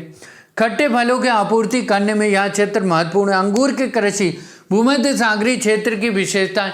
इस क्षेत्र के कई देशों में अच्छे किस्म के अंगूरों से उच्च गुणवत्ता वाली मदिरा का उत्पादन किया जाता है। निम्न श्रेणी के अंगूरों को सुखाकर मुनक्का एवं किशमिश बनाई जाती है। अंजीर एवं जैतून का भी यहाँ उत्पादन होता है। फिर आता है दोस्तों ट्रक कृषि है ना, ट्रक एग्रीकल्चर। तो व्यापार के उद्देश्य से साग सब्जी की खेती ट्रक कृषि है। इस कृषि का नगरीकरण से घनिष्ठ संबंध है। नगरों में बहुत बड़ी जनसंख्या एक स्थान पर निवास करती है, इससे साग सब्जी की मांग बढ़ जाती है। अतः नगरीय अंचल में कृषक सब्जी की खेती करते हैं। सब्जी नाशवान उत्पाद है, इसे अधिक समय तक रखा नहीं जा सकता। यातायात के साधनों के विकास से भी इस कृषि में उन्नति हुई है। इसमें गहन कृषि पद्धति अपनाई जाती है। छोटी जोतों में सिंचाई के साधनों, खाद एवं उन्नति बीजों का प्रयोग करके यह कृषि की जाती। प्रति हेक्टेयर उपज को बढ़ाने का हर संभव प्रयत्न किया जाता है। प्रशीतलन एवं शीत संचयन के साधनों द्वारा अब सब्जी को अधिक समय तक रखा जा सकता है। बाजार की मांग की आपूर्ति के लिए रिले फार्मिंग अर्थात रिले फार्मिंग भी की जाती है। अब देखते हैं दोस्तों यूरोप के औद्योगिक नगरों, क्या है दोस्तों, यूरोप के औद्योगिक नगरों के आसपास संयुक्त राज्य अमेरिका के उत्तरी पूर्वी भाग तथा कैलिफोर्निया एवं भूमध्य सागरीय क्षेत्रों में यह कृषि अधिक विकसित है। भारत में लंबा वर्धन काल उपलब्ध है, अतः यहाँ प्रत्येक भाग में सब्जी उगाई जाती। भारत में अधिकांश जनसंख्या शाकाहारी, अतः सब्जी की कृषि पर अधिक बल दिया जाता है। चलिए दोस्तों अब आगे देखते हैं उद्यान कृषि को अर्थात हॉर्टिकल्चर को। तो उद्यान कृषि के मुख्य उत्पाद फल एवं फूल है। फल फूल की कृषि कृषक अपने उपभोग के अतिरिक्त व्यापार के लिए करते हैं। उन उत्पादों की भी मांग नगरों में अधिक है। फलों एवं फूलों में बहुत अधिक क्षेत्रीय विभिन्नता पाई जाती है। उष्ण कटिबंधीय क्षेत्रों में केला, आम, जामुन, नारियल, काजू, कटहल आदि, शीतोष्ण कटिबंध के देशों में सेब, आड़ू, अखरोट, नाशपाती एवं रसभरी तथा भूमध्य सागरीय देशों में खट्टे फल जैसे कि दोस्तों संतरा, नींबू आदि मुख्य फल है। फिर है दोस्तों फलों की कृषि के विकास का आधार परिवहन के साधनों का विकास है। तीव्र परिवहन साधनों के विकास से नष्ट होने वाले फल शीघ्र ही बाजार पहुंचा दिए जाते हैं। फूल एक मुद्रादायिनी फसल है। नगरों में इसकी मांग अधिक है। जॉर्जिया तथा आर्मीनिया में गुलाब उत्पन्न किए जाते हैं, जो सदियों में सोवियत संघ के उत्तर के नगरों में भेजे जाते हैं, जहां इस मौसम में फूलों की कमी रहती है। नीदरलैंड की ट्यूलिप की खेती विश्व विख्यात है। भारत में गुलाब तथा गेंदे के फूल अधिक पैदा किए जाते हैं। अजमेर के पास पुष्कर घाटी में गुलाब की खेती बड़े पैमाने पर की जाती है। दिल्ली के आसपास भी फूलों की खेती बृहद पैमाने पर की जा रही है। कश्मीर घाटी फूल पैदा करने के लिए प्रसिद्ध है। यहाँ की करेबा भूमि पर केसर की खेती की जाती है। तो करेबा भूमि कहाँ है दोस्तों? कश्मीर में है ना। तो यहाँ पर क्या केसर की खेती होती है। कन्नौज, जौनपुर तथा लखनऊ में फूलों पर आधारित सुगंधित तेल का उत्पादन किया जाता है। फिर है दोस्तों प्रबंधन के अनुसार कृषि विभाजन। तो एक आर्थिक क्रिया के रूप में कृषि का प्रबंधन एवं कृषि कार्यों की व्यवस्था इसका एक आवश्यक पक्ष है। कृषि की सफलता तथा उसकी प्रगति प्रबंधन की दक्षता एवं कुशलता पर निर्भर होती है। उद्योगों की भांति कृषि पर भी उत्पादन के कारकों पर स्वामित्व का प्रभाव पड़ता है। भूमि तथा कृषि उत्पादन के अन्य कारक व्यक्तिगत रूप से किसान के स्वामित्व में होते हैं अथवा उन पर ग्राम के सारे किसानों का मिला जुला स्वामित्व होता है। कहीं कहीं पर भूमि पर स्वामित्व समाज या सरकार का होता है। अब दोस्तों खेती हर कृषि को देखते हैं दोस्तों। तो इस प्रकार की कृषि प्रबंधन किसान व्यक्तिगत रूप से करता है। भूमि तथा उत्पादन के अन्य कारकों पर उसका स्वामित्व होता है। अपने खेतों पर वह स्वयं तथा अपने परिवार के सदस्यों के श्रम से कार्य करता है। आवश्यकता पड़ने पर मजदूरों की सेवाएं भी प्राप्त की जाती। कुछ स्थानों पर किसान बटाई या किराए पर जमीन लेकर उस पर खेती करते हैं। भारत में स्वतंत्रता प्राप्ति के पश्चात जमींदारी एवं जागीरदारी तथा जागीरदारी प्रथा समाप्त करके भूमि का स्वामित्व किसानों को सौंप दिया गया है। कई स्थानों पर भूमि की उच्चतम सीमा निर्धारण के पश्चात शेष जमीन का आवंटन भूमिहीनों में कर दिया गया है। भूमि सुधार संबंधी कानून बनाए गए तथा प्रत्येक राज्य भूमि के वितरण की असमानता को मिटाने के लिए प्रयत्नशील है। अब देखते हैं दोस्तों सहकारी खेती को। तो जब किसानों का एक समूह अपनी कृषि से अधिक लाभ कमाने के लिए स्वेच्छा से एक सहकारी संस्था बनाकर कृषि कार्य संपन्न करे, उसे सहकारी कृषि कहते हैं। इसमें व्यक्तिगत खेत अक्षुण्ण रहते हैं हुए सहकारी रूप से कृषि की जाती है। यह सहकारिता के सिद्धांतों पर आधारित कृषि है। इसके अंतर्गत उत्पादन के कारकों पर स्वामित्व उन सभी किसानों का सामूहिक रूप से होता है जो सहकारी सीमित समिति के सदस्य होते हैं। प्रजातांत्रिक सिद्धांतों के आधार पर इसकी कार्यकारिणी के सदस्य दिन प्रतिदिन के निर्णय लेते हैं। प्रत्येक सदस्य सहकारी खेतों पर श्रम करते हैं। सहकारी खेती की विशेषता यह है कि इसमें जोत का आकार बड़ा हो जाने के कारण मशीनीकरण किया जा सकता है, उत्पादन बड़े पैमाने पर संभव होता है तथा बड़ी मात्रा में पूंजी निवेश किया जा सकता है। अब देखते हैं दोस्तों यूरोप के कुछ देशों जैसे कि दोस्तों डेनमार्क, स्वीडन, नॉर्वे, नीदरलैंड तथा बेल्जियम में सहकारी कृषि का बहुत सफल हुई है। भारत में स्वतंत्रता के बाद सहकारी आंदोलन चलाया गया। क्या है दोस्तों, सहकारी कृषि नहीं है, सहकारी बहुत क्या सफल हुई। भारत में स्वतंत्रता के बाद सहकारी आंदोलन चलाया गया, परंतु कृषि के क्षेत्र में सहकारिता को सफलता कम मिली। महाराष्ट्र में सहकारी चीनी मिले तथा सहकारी गन्ने की खेती के प्रयोग को तथा गुजरात में सहकारी डेयरी को पर्याप्त सफलता मिली। अब दोस्तों सामूहिक कृषि को देखते हैं, अर्थात कोल खोज को। तो सामूहिक कृषि का आधारभूत सिद्धांत यहाँ होता है कि इसमें उत्पादन के साधनों का स्वामित्व संपूर्ण समाज एवं सामूहिक श्रम पर आधारित होता है।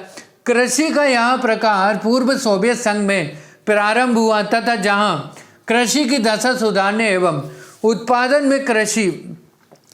में वृद्धि के लिए सामूहिक कृषि प्रारंभ की गई थी। इस प्रकार की सामूहिक कृषि को सोवियत संघ में कोल खोज का नाम दिया गया। तो इसके अंतर्गत सभी किसान अपने संसाधनों जैसे कि दोस्तों भूमि, पशुधन एवं श्रम को मिलाकर कृषि कार्य करते थे। ये अपनी दैनिक आवश्यकताओं की पूर्ति के लिए भूमि का छोटा सा भाग अपने अधिकार में रखते थे। सरकार उत्पादन का वार्षिक लक्ष्य निर्धारित करती थी एवं उत्पादन को सरकार ही निर्धारित मूल्य पर खरीदती थी। लक्ष्य से अधिक उत्पन्न होने वाला भाग सभी सदस्यों में वितरित कर दिया जाता था। उत्पादन एवं किराए पर ली गई मशीनों पर किसानों को कर चुकाना पड़ता था। सभी सदस्यों को उनके द्वारा किए गए कार्य की प्रकृति के आधार पर भुगतान किया जाता था। सोवियत संघ के विघटन के बाद इस प्रकार की कृषि में संशोधन किया गया। अब देखते हैं दोस्तों सरकारी फर्म अर्थात शोध खोज क्या है, देखते हैं। तो दोस्तों सरकारी फर्म यह कृषि सोवियत संघ के मॉडल पर स्थापित कुछ अन्य साम्यवादी देशों की कृषि पद्धति है। सर्वप्रथम इसका आविर्भाव सोवियत संघ के नए कृषि क्षेत्रों जैसे कि दोस्तों साइबेरिया एवं कजाकिस्तान में किया गया। इसके अंतर्गत उत्पादन कारकों पर सरकार का स्वामित्व होता है, श्रमिकों को वेतन दिया जाता है, इसका संचालन फैक्ट्री की भांति किया जाता है, इसमें मशीनों का बृहद प्रयोग किया जाता है। प्रत्येक कृषि कार्य अर्थात जुलाई से कटाई तक मशीनों की सहायता से किया जाता है। कुछ अन्य देश में भी सरकारी खेती प्रारंभ की गई है। भारत में सरकारी फॉर्म का एक उदाहरण सूरतगढ़ श्री गंगानगर राजस्थान फॉर्म है। अब देखते हैं दोस्तों सेकेंड हेडिंग दी गई है भू संसाधन। तो भूमि एक महत्वपूर्ण प्राकृतिक संसाधन है। विभिन्न प्रकार की भूमि विभिन्न कार्यों हेतु उपयोगी है। इस प्रकार मनुष्य भूमि को उत्पादन रहने तथा भिन्न प्रकार के मनोरंजक कार्यों हेतु संसाधन के रूप में प्रयोग करता है। हालांकि भूमि विशाल मात्रा में है, लेकिन इसका उपयोग करने की पद्धति और श्रेणी इसे सीमित संसाधन बनाती है। भूमि उपयोग का निर्धारण करने के दो मुख्य कारण, पहला है दोस्तों भौतिक कारक और सेकंड है दोस्तों मानवीय कारक। तो भौतिक कारक में दोस्तों क्या क्या आता है, स्थलाकृति, मृदा, जलवायु आदि कारक। और मानवीय कारक में दोस्तों जनसंख्या का विकास, भूमि नियंत्रण की अवधि, प्रौद्योगिकी, भूमि अधिकार, सामाजिक, आर्थिक और सांस्कृतिक कारक आदि कुछ मुख्य मानवीय कारक हैं। फिर है दोस्तों भारत में भू उपयोग का वर्गीकरण देखते हैं दोस्तों। तो भारत में भू राजस्व विभाग भू उपयोग संबंधी अभिलेख रखता है। भू उपयोग संवर्गों का योग कुल रिपोर्टिंग क्षेत्र के बराबर होता है, जो कि भौगोलिक क्षेत्र से भिन्न है। भू राजस्व विभाग द्वारा प्रस्तुत क्षेत्रफल पत्रों के अनुसार रिपोर्टिंग क्षेत्र पर आधारित है, जो कि कम या अधिक हो सकता है। कुल भौगोलिक क्षेत्र भारतीय सर्वेक्षण विभाग के सर्वेक्षण द्वारा मापा गया कुल क्षेत्रफल है तथा यह स्थायी रहता है। अब देखते हैं दोस्तों इसमें पॉइंट है भू राजस्व अभिलेख द्वारा अपनाया गया भू उपयोग वर्गीकरण दोस्तों निम्न प्रकार। तो इसमें दोस्तों पहला पॉइंट है वन क्षेत्र अर्थात फॉरेस्ट। तो भारतीय सर्वेक्षण विभाग की रिपोर्ट के अनुसार वन एक ऐसा क्षेत्र है जिसे विभाग द्वारा भूमि के अंतर्गत वनों के रूप में अधिसूचित किया गया है, भले ही यहाँ कोई भी वृक्ष आच्छादित हो या नहीं। इस प्रकार इस संवर्ग के क्षेत्रफल में वृद्धि दर्ज हो सकती है, परंतु इसका अर्थ यह नहीं है कि वहाँ वास्तविक रूप से वन पाए जाएंगे। कुल वन क्षेत्र में 1950 से 1951 से है ना, फिर 2010 से 2011 में 73% की वृद्धि हुई है। वर्तमान में यह लगभग 24% है, जबकि 1952 की वन नीति में कुल भौगोलिक क्षेत्र 33.33% भाग को वन क्षेत्र के अंतर्गत लाने का लक्ष्य है। फिर सेकेंड पॉइंट है दोस्तों गैर कृषि कार्यों में प्रयुक्त भूमि अर्थात land put to non agricultural uses. तो दोस्तों इस भाग में भौगोलिक क्षेत्र का ग्रामीण व शहरी बस्तियों अवसंरचना में क्या क्या आता है दोस्तों, सड़कें, नहरें आदि, उद्योगों, दुकानों आदि हेतु भू उपयोग सम्मिलित है। द्वितीयक व तृतीयक कार्यकलापों में वृद्धि से इस संवर्ग के भू उपयोग में वृद्धि होती है। तीव्र गति से नगरीकरण के विकास कारण इसमें निरंतर वृद्धि हो रही है। सेकंड पॉइंट है दोस्तों बंजर व व्यर्थ भूमि अर्थात बेरन एंड वेस्ट लैंड। तो अब वह भूमि जो प्रचलित प्रौद्योगिकी की मदद से कृषि योग्य नहीं बनाई जा सकती है, जैसे कि दोस्तों बंजर पहाड़ी भूभाग, मरुस्थल, खड्ड आदि को कृषि हेतु व्यर्थ भूमि में वर्गीकृत किया गया। फिर दोस्तों फोर्थ पॉइंट यहाँ पे है स्थायी चारागाह क्षेत्र अर्थात परमानेंट पैस्टरस। तो इस स्थायी चारागाह क्षेत्र में क्या क्या है दोस्तों, इस प्रकार की अधिकतर भूमि पर ग्राम पंचायत या सरकार में दोस्तों भू राजस्व विभाग का स्वामित्व होता है। इस भाग का केवल एक छोटा भाग निजी स्वामित्व में होता है। ग्राम पंचायत के स्वामित्व वाली भूमि को साझा संपत्ति संसाधन कहा जाता है। इस भूमि के लाभ पूरे समुदाय के सदस्यों को सामूहिक रूप से प्राप्त होता है। वर्तमान में इसके क्षेत्र में कमी आ रही है, इसका उपयोग कृषि हेतु किया जा रहा है। फिर है दोस्तों फिफ्थ पॉइंट है कि विविध तरु फसलों व उपवनों के अंतर्गत क्षेत्र अर्थात area under miscellaneous tree crops and groves. तो ये बोए गए निवल क्षेत्र में सम्मिलित नहीं है। इस संवर्ग में वह भूमि सम्मिलित है जिस पर उद्यान व फलदार वृक्ष है। इस प्रकार की अधिकतर भूमि व्यक्तियों के निजी स्वामित्व में है। इसके क्षेत्र में भी बढ़ते कृषि कार्यों के कारण कमी आ रही है। फिर है दोस्तों सिक्स पॉइंट है कृषि योग्य व्यर्थ भूमि अर्थात कल्चरेबल वेस्ट लैंड। तो वह भूमि जो पिछले 5 वर्षों तक या अधिक समय तक पड़ती या कृषि रहित है, इस संवर्ग में सम्मिलित की जाती है। यह भूमि दलदली, खारा मृदा अपर्दन के कारण कटाव युक्त या घने झाड़ीदार भूमि हो सकती है। पिछले कुछ वर्षों से भूमि उद्धार तकनीक द्वारा सुधार कर ऐसी भूमियों को कृषि योग्य बनाया जा रहा है, जिससे इसके क्षेत्र में कमी आई है। फिर आता है दोस्तों सेवंथ पॉइंट है, यहाँ पे सेवंथ दिया गया है वर्तमान पड़ती भूमि अर्थात करंट फैलो।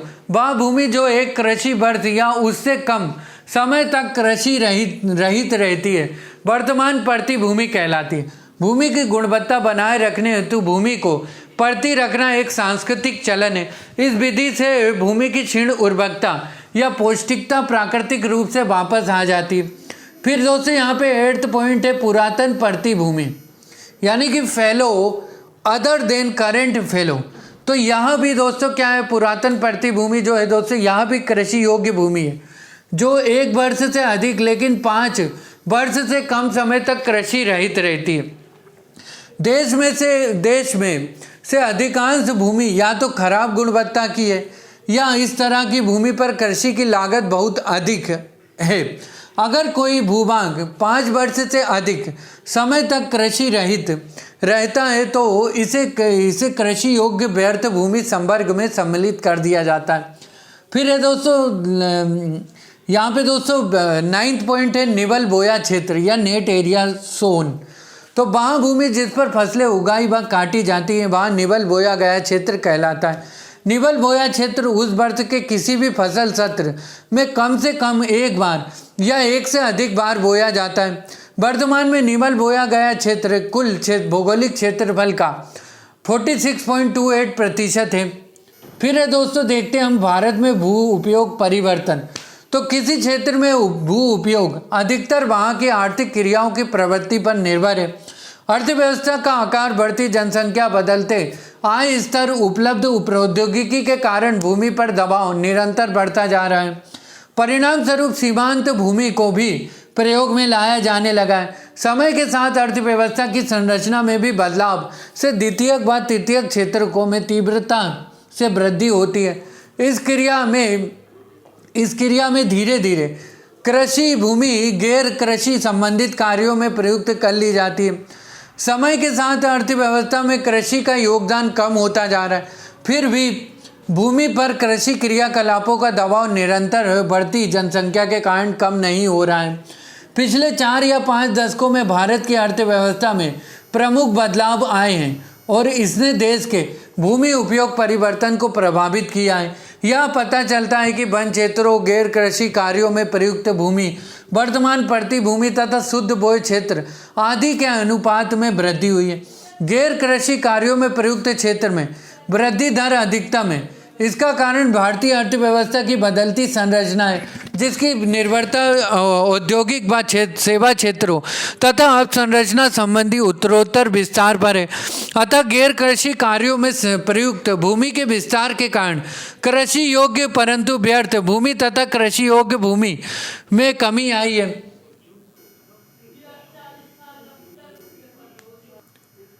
फिर दोस्तों है बंजर भूमि, व्यर्थ भूमि व कृषि योग्य व्यर्थ चारागाहों व पेड़ों की फसलों के अंतर्गत क्षेत्र तथा पड़ती भूमि में क्षेत्रीय अनुपात में गिरावट आई है। समय के साथ जैसे जैसे कृषि तथा गैर कृषि कार्यों हेतु भूमि पर दबाव बढ़ा, वैसे वैसे भूमि और कृषि योग्य बंजर भूमि में गिरावट आई है। तो दोस्तों, जैसा कि आप डायग्राम में देख रहे होंगे, भारत में भू उपयोग परिवर्तन है ना। तो दोस्तों, डायग्राम में क्या दिखाया गया आपको, है ना, changes in the shares of land use categories in India 1960 से लेके 1961 और एंड 2008 और 2009 में दिखाया गया, है ना। तो दोस्तों क्या है, फॉरेस्ट हमको दिखाया गया 2008 और 2009 में क्या स्थिति हुई और 1960 और 1961 में क्या हुई स्थिति हुई। तो दोस्तों जो पहला ग्राफ दिखाया गया है ना, जो कि दोस्तों हल्का सा ब्लैक है, वो क्या 1960 की स्थिति है, और जो दोस्तों लास्ट क्या है पूरा ब्लैक है वो 2008-2009 की स्थिति। तो दोस्तों आज क्या स्थिति है, तो 45 और 46, 1960-61 में 45 हो गया और 2008-9 में 46 हो। तो दोस्तों ये डायग्राम आप सेव कर लेना, है ना, स्क्रीनशॉट ले लेना। चलिए दोस्तों अब आगे देखते हैं। तो भारतीय कृषि को देखते हैं दोस्तों। तो भारतीय कृषि में दोस्तों थर्ड पॉइंट है भारतीय कृषि। भारतीय अर्थव्यवस्था आज भी मूल रूप से एक कृषि अर्थव्यवस्था है। भले ही जीडीपी में कृषि क्षेत्र का योगदान घटकर 2016-17 में लगभग 17.32% रह गया, पर आज भी भारत की आधी से अधिक जनसंख्या लगभग 58% कृषि कार्यों में संलग्न है। कृषि और खाद्य उत्पादों के वैश्विक निर्यात में भारत का हिस्सा 2.07% एवं वैश्विक आयात में 1.24% है। कृषि और खाद्य निर्यात में भारत विश्व में 10वें स्थान पर है। कृषि क्षेत्र का विदेशी मुद्रा अर्जन की दृष्टि से भी महत्व है। भारत के कुल निर्यात में कृषि क्षेत्र का योगदान 10.23% एवं कुल आयात में 2.74% है। स्पष्ट है कि कृषि क्षेत्र में संलग्न जनसंख्या और उसके जीडीपी में योगदान पर गौर किया जाए तो कहा जा सकता है कि अब तक कृषि क्षेत्र की संभावनाओं का पूर्ण दोहन संभव नहीं हो पाया है। कि यदि कृषि क्षेत्र की संभावनाओं का दोहन किया जाए तो अगले कुछ वर्षों में भारत न केवल 10% के आर्थिक विकास दर के लक्ष्य तक पहुंच सकता है, वरन इसे लंबे समय तक बरकरार भी रखा जा सकता है। आज आर्थिक सुधारों को मानवीय रूप प्रदान किए जाने की बात की जा रही है। यह तब तक संभव नहीं है जब तक कृषि क्षेत्र को प्राथमिकता देते हुए आर्थिक उदारीकरण के लाभों को गांवों और किसानों तक नहीं पहुंचाया जाए। इसके लिए कृषि क्षेत्र में आर्थिक सुधारों की शुरुआत आवश्यक है। फिर है दोस्तों, कृषि द्वारा आर्थिक लाभों का अपेक्षाकृत समतापूर्वक वितरण संभव है, जिससे धन के संकेंद्रण की प्रक्रिया बाधित होगी। इस संदर्भ में कृषि का विविधीकरण और कृषि आधारित उद्योगों के विकास द्वारा रोजगार संभावनाओं के विस्तार से गरीबी और बेरोजगारी की समस्या को बहुत हद तक कम किया जा सकता है। कृषि क्षेत्र का विस्तार भारतीय औद्योगिकरण को एक नया आयाम दे सकता है। यह कृषि आधारित उद्योगों की स्थापना के द्वारा औद्योगिकरण की प्रक्रिया को तीव्रता प्रदान कर सकता है। कृषि उत्पादों के निर्यात संवर्धन में भी इसकी भूमिका महत्वपूर्ण हो सकती है। इसके जरिए भारतीय किसानों को बाजार से जोड़ते हुए आर्थिक उदारीकरण के लाभों को उन तक पहुंचा पाना संभव है, जो किसानों की क्रय क्षमता में सुधार के लिए औद्योगिक उत्पादों की अतिरिक्त मांग को सृजित करेगा। इसमें औद्योगिक समृद्धि दर में गति आएगी। अब देखते हैं दोस्तों, संतुलित आर्थिक विकास की दृष्टि से यह क्षेत्र भारतीय राज्यों के भौगोलिक असंतुलन को कम कर सकता है। समग्रता भारतीय समाज में विद्यमान आर्थिक सामाजिक विषमता को कम करने में इसकी भूमिका महत्वपूर्ण हो सकती। फिर दोस्तों हेडिंग दी गई है भारतीय कृषि की मुख्य विशेषता। तो दोस्तों भारतीय कृषि की प्रमुख विशेषता निम्न प्रकार है। पहली है दोस्तों जीवन निर्वाह कृषि। सामान्य रूप से भारतीय कृषि की प्रकृति जीवन निर्वाह है। किसानों के पास आमतौर पर भूमि का एक छोटा सा टुकड़ा होता है और फसल उत्पादन अधिकांशतः परिवार के उपयोग के लिए होता है, और इसके अलावा जो कुछ शेष बचता है उसे बाजार में बेच दिया जाता है। फिर है दोस्तों जनसंख्या का दबाव। कृषि तेजी से बढ़ती हुई जनसंख्या के लिए भोजन प्रदान करती है और भूमिहीन श्रमिकों के एक बड़े हिस्से को रोजगार भी उपलब्ध कराती है, इसलिए कृषि पर भारी दबाव है। इसके अलावा शहरीकरण की बढ़ती हुई प्रवृत्ति कृषि योग्य भूमि को गैर कृषि उपयोगों में बदल रही है। फिर है दोस्तों पशुओं का महत्व। भारत में कृषि से जुड़े कई कार्यों जैसे कि जुताई, सिंचाई और कृषि उत्पादों का परिवहन आदि पशुओं द्वारा किया जाता है। भारत में पशु किसान के जीवन का एक प्रमुख हिस्सा है। भारतीय कृषि प्रणाली का पूर्ण रूप से यांत्रिकरण अभी भी दूर का लक्ष्य है। मानसून पर निर्भरता। भारतीय किसान मुख्य रूप से मानसून पर निर्भर करता है, जो अनिश्चित अविश्वसनीयता और अत्यधिक अनियमित है। फसल के अंतर्गत कुल क्षेत्र का लगभग 44% भाग वार्षिक सिंचाई के अंतर्गत है और शेष मानसून की वर्षा पर निर्भर करता है। फिर लास्ट पॉइंट है दोस्तों कृषि जोतों का छोटा आकार। देश में भू जोत के आकार का राष्ट्रीय औसत केवल 1.15 हेक्टेयर है। ये छोटे आकार के खेत आर्थिक रूप से अलाभकारी है और इस प्रकार की कृषि की प्रगति के लिए एक बड़ी बाधा है। हमारे देश के अधिकांश किसान जिस भूमि पर कृषि करते हैं उसके वे मालिक नहीं हैं। अब देखते हैं दोस्तों फसलों के प्रकार में विविधता, ये भी एक कारण। तो अत्यधिक अनुकूल पर्यावरणीय दशाओं के कारण भारतीय किसान विविध प्रकार की उष्ण कटिबंधीय और समशीतोष्ण फसलों की खेती करने में सक्षम है। इसके अंतर्गत खाद्य फसलों और वाणिज्यिक फसलें शामिल हैं। फिर है दोस्तों पॉइंट है कि खाद्य फसलों का अधिक दबाव, ये भी कारण। खाद्य फसलों का उत्पादन भारतीय किसानों की पहली प्राथमिकता है, क्योंकि यह देश की तेजी से बढ़ती जनसंख्या के लिए पर्याप्त भोजन उपलब्ध कराता है। भारत में कृषि के अंतर्गत कुल भूमि का लगभग 2/3 भाग खाद्य फसलों के लिए समर्पित है। फिर पॉइंट है दोस्तों चारे की फसलों का कम महत्व। पशुधन की संख्या के मामले में भारत का विश्व में प्रथम स्थान है, फिर भी कृषि पद्धति में चारे की फसलों को उचित स्थान नहीं दिया जाता है। इस प्रकार जब हम अंतर्राष्ट्रीय स्तर पर तुलना करते हैं तो हमारे घरेलू पशुओं की कुछ किस्में निम्न गुणवत्ता कोटि की हैं। अब देखते हैं दोस्तों भारत में फसल ऋतुओं कहाँ। तो हमारे देश में 3 प्रमुख फसल ऋतुएं हैं, खरीफ, रबी व जायद के नाम से जानी जाती।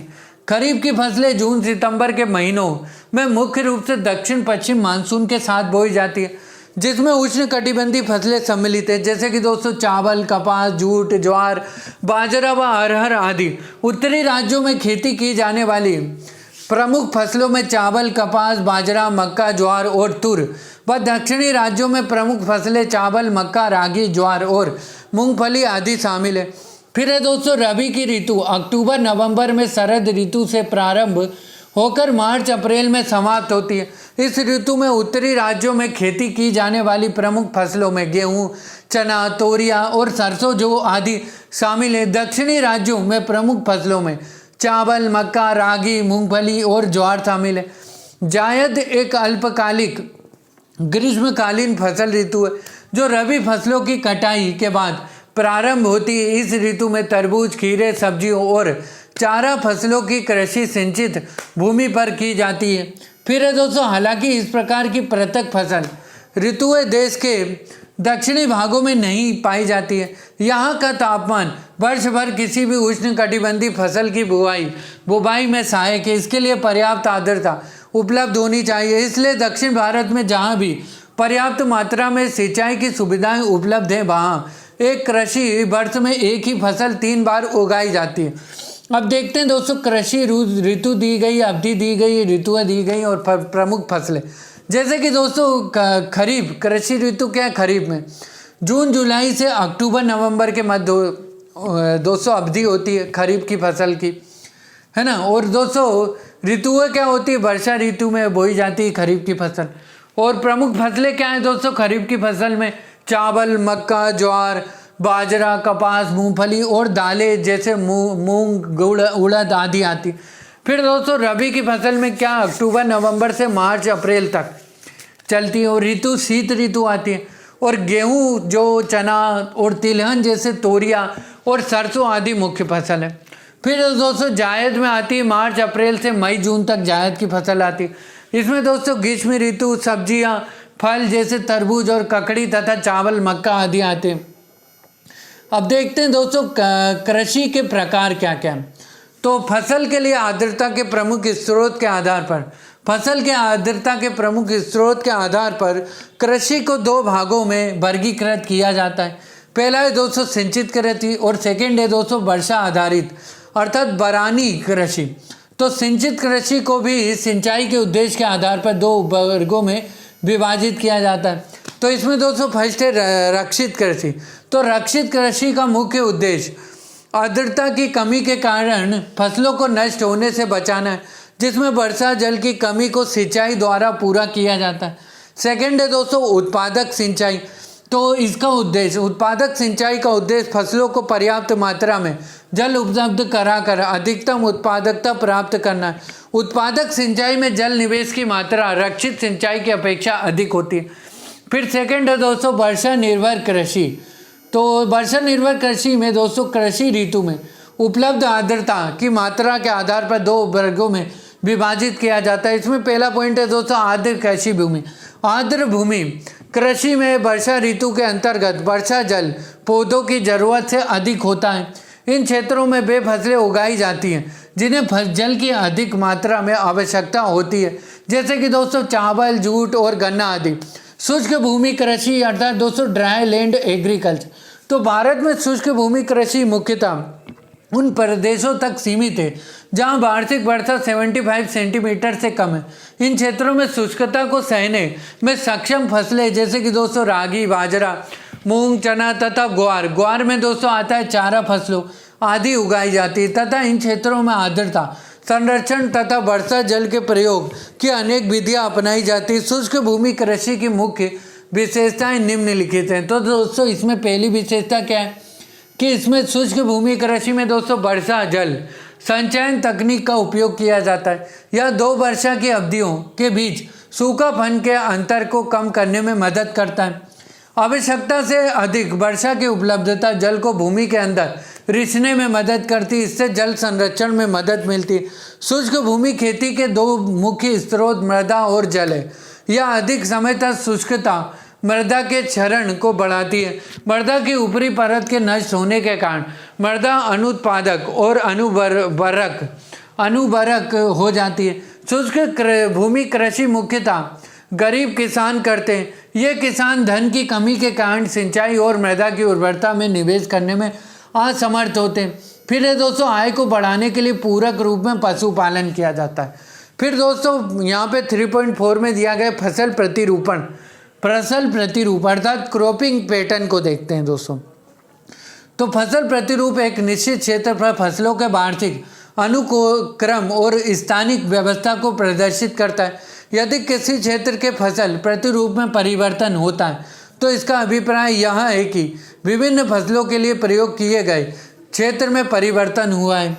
फिर दोस्तों देखते हैं कि भारत वो फसल के प्रतिरूप पर किसान का निर्णय कई कारकों जैसे कि दोस्तों मृदा एवं जलवायु, घरेलू आवश्यकताओं, सामाजिक आर्थिक मुद्दों, बाजार की संरचना, फसल कटाई के बाद भंडारण और प्रसंस्करण कुछ सुविधाओं, श्रमिकों की उपलब्धता, तकनीकी विकास, सरकारी नीतियों आदि पर निर्भर करता है। अधिकांश भारतीय किसान छोटे और बड़े पैमाने पर अपने खेतों पर एक से अधिक फसलों की खेती करते हैं और कुछ विशिष्ट फसल संयोजन की 3 से 4 वर्ष की अवधि में फिर से पुनरावृत्ति करते हैं। वर्षा निर्भर और सूखे इलाकों के क्षेत्रों में एक विशेष फसल के तहत विस्तृत क्षेत्रों पर खेती करने में अधिक जोखिम के कारण फसल की पैदावार में बड़ी विविधता मिलती है, जबकि निश्चित सिंचाई के क्षेत्र में सिर्फ कुछ ही फसल प्रणाली का पालन किया जाता है। ये संपूर्ण क्षेत्र में विस्तृत और राष्ट्रीय स्तर पर अनाज उत्पादन के लिए महत्वपूर्ण योगदान देता है। अब दोस्तों आता है यहाँ पे खाद्य फसलें। तो दोस्तों एक काम करते हैं, हम खाद्य फसलों को दोस्तों अगली क्लास में डिस्कस करेंगे, क्योंकि एक क्लास में दोस्तों ज़्यादा डाटा डिस्कस नहीं करना है दोस्तों, कम डाटा करेंगे तो याद रहेगा, क्योंकि मेन चीज़ है दोस्तों हमको याद रखना है ज़्यादा से ज़्यादा, है ना। तो दोस्तों हमारी आज की क्लास यहीं पे समाप्त होती, जो कि 28वीं क्लास थी। अब दोस्तों 29 क्लास में दोस्तों 29वीं क्लास में हम नोट्स 2 को कंप्लीट कर देंगे, फिर 30वीं क्लास से हम दोस्तों नोट्स 3 को पढ़ेंगे। तो दोस्तों लाइक शेयर सब्सक्राइब और कमेंट करते रहना, और अगर सब्सक्राइब नहीं करा तो घंटी के बटन को प्रेस करके सब्सक्राइब कर देना और उसमें ऑल कर देना, ताकि सारे नोटिफिकेशन आपको मिलते रहें। तो दोस्तों ऊपर के आई बटन में भी प्लेलिस्ट मैंने डाल दी है, तो प्लेलिस्ट में जाके सारी क्लासों को देख लेना दोस्तों, जितनी भी क्लासें हो गई। और अगर दोस्तों प्लेलिस्ट का नाम है UPSC IAS geography pre cum mains. तो दोस्तों हम मिलते हैं अगली क्लास में। जय हिंद, जय भारत, वंदे मातरम।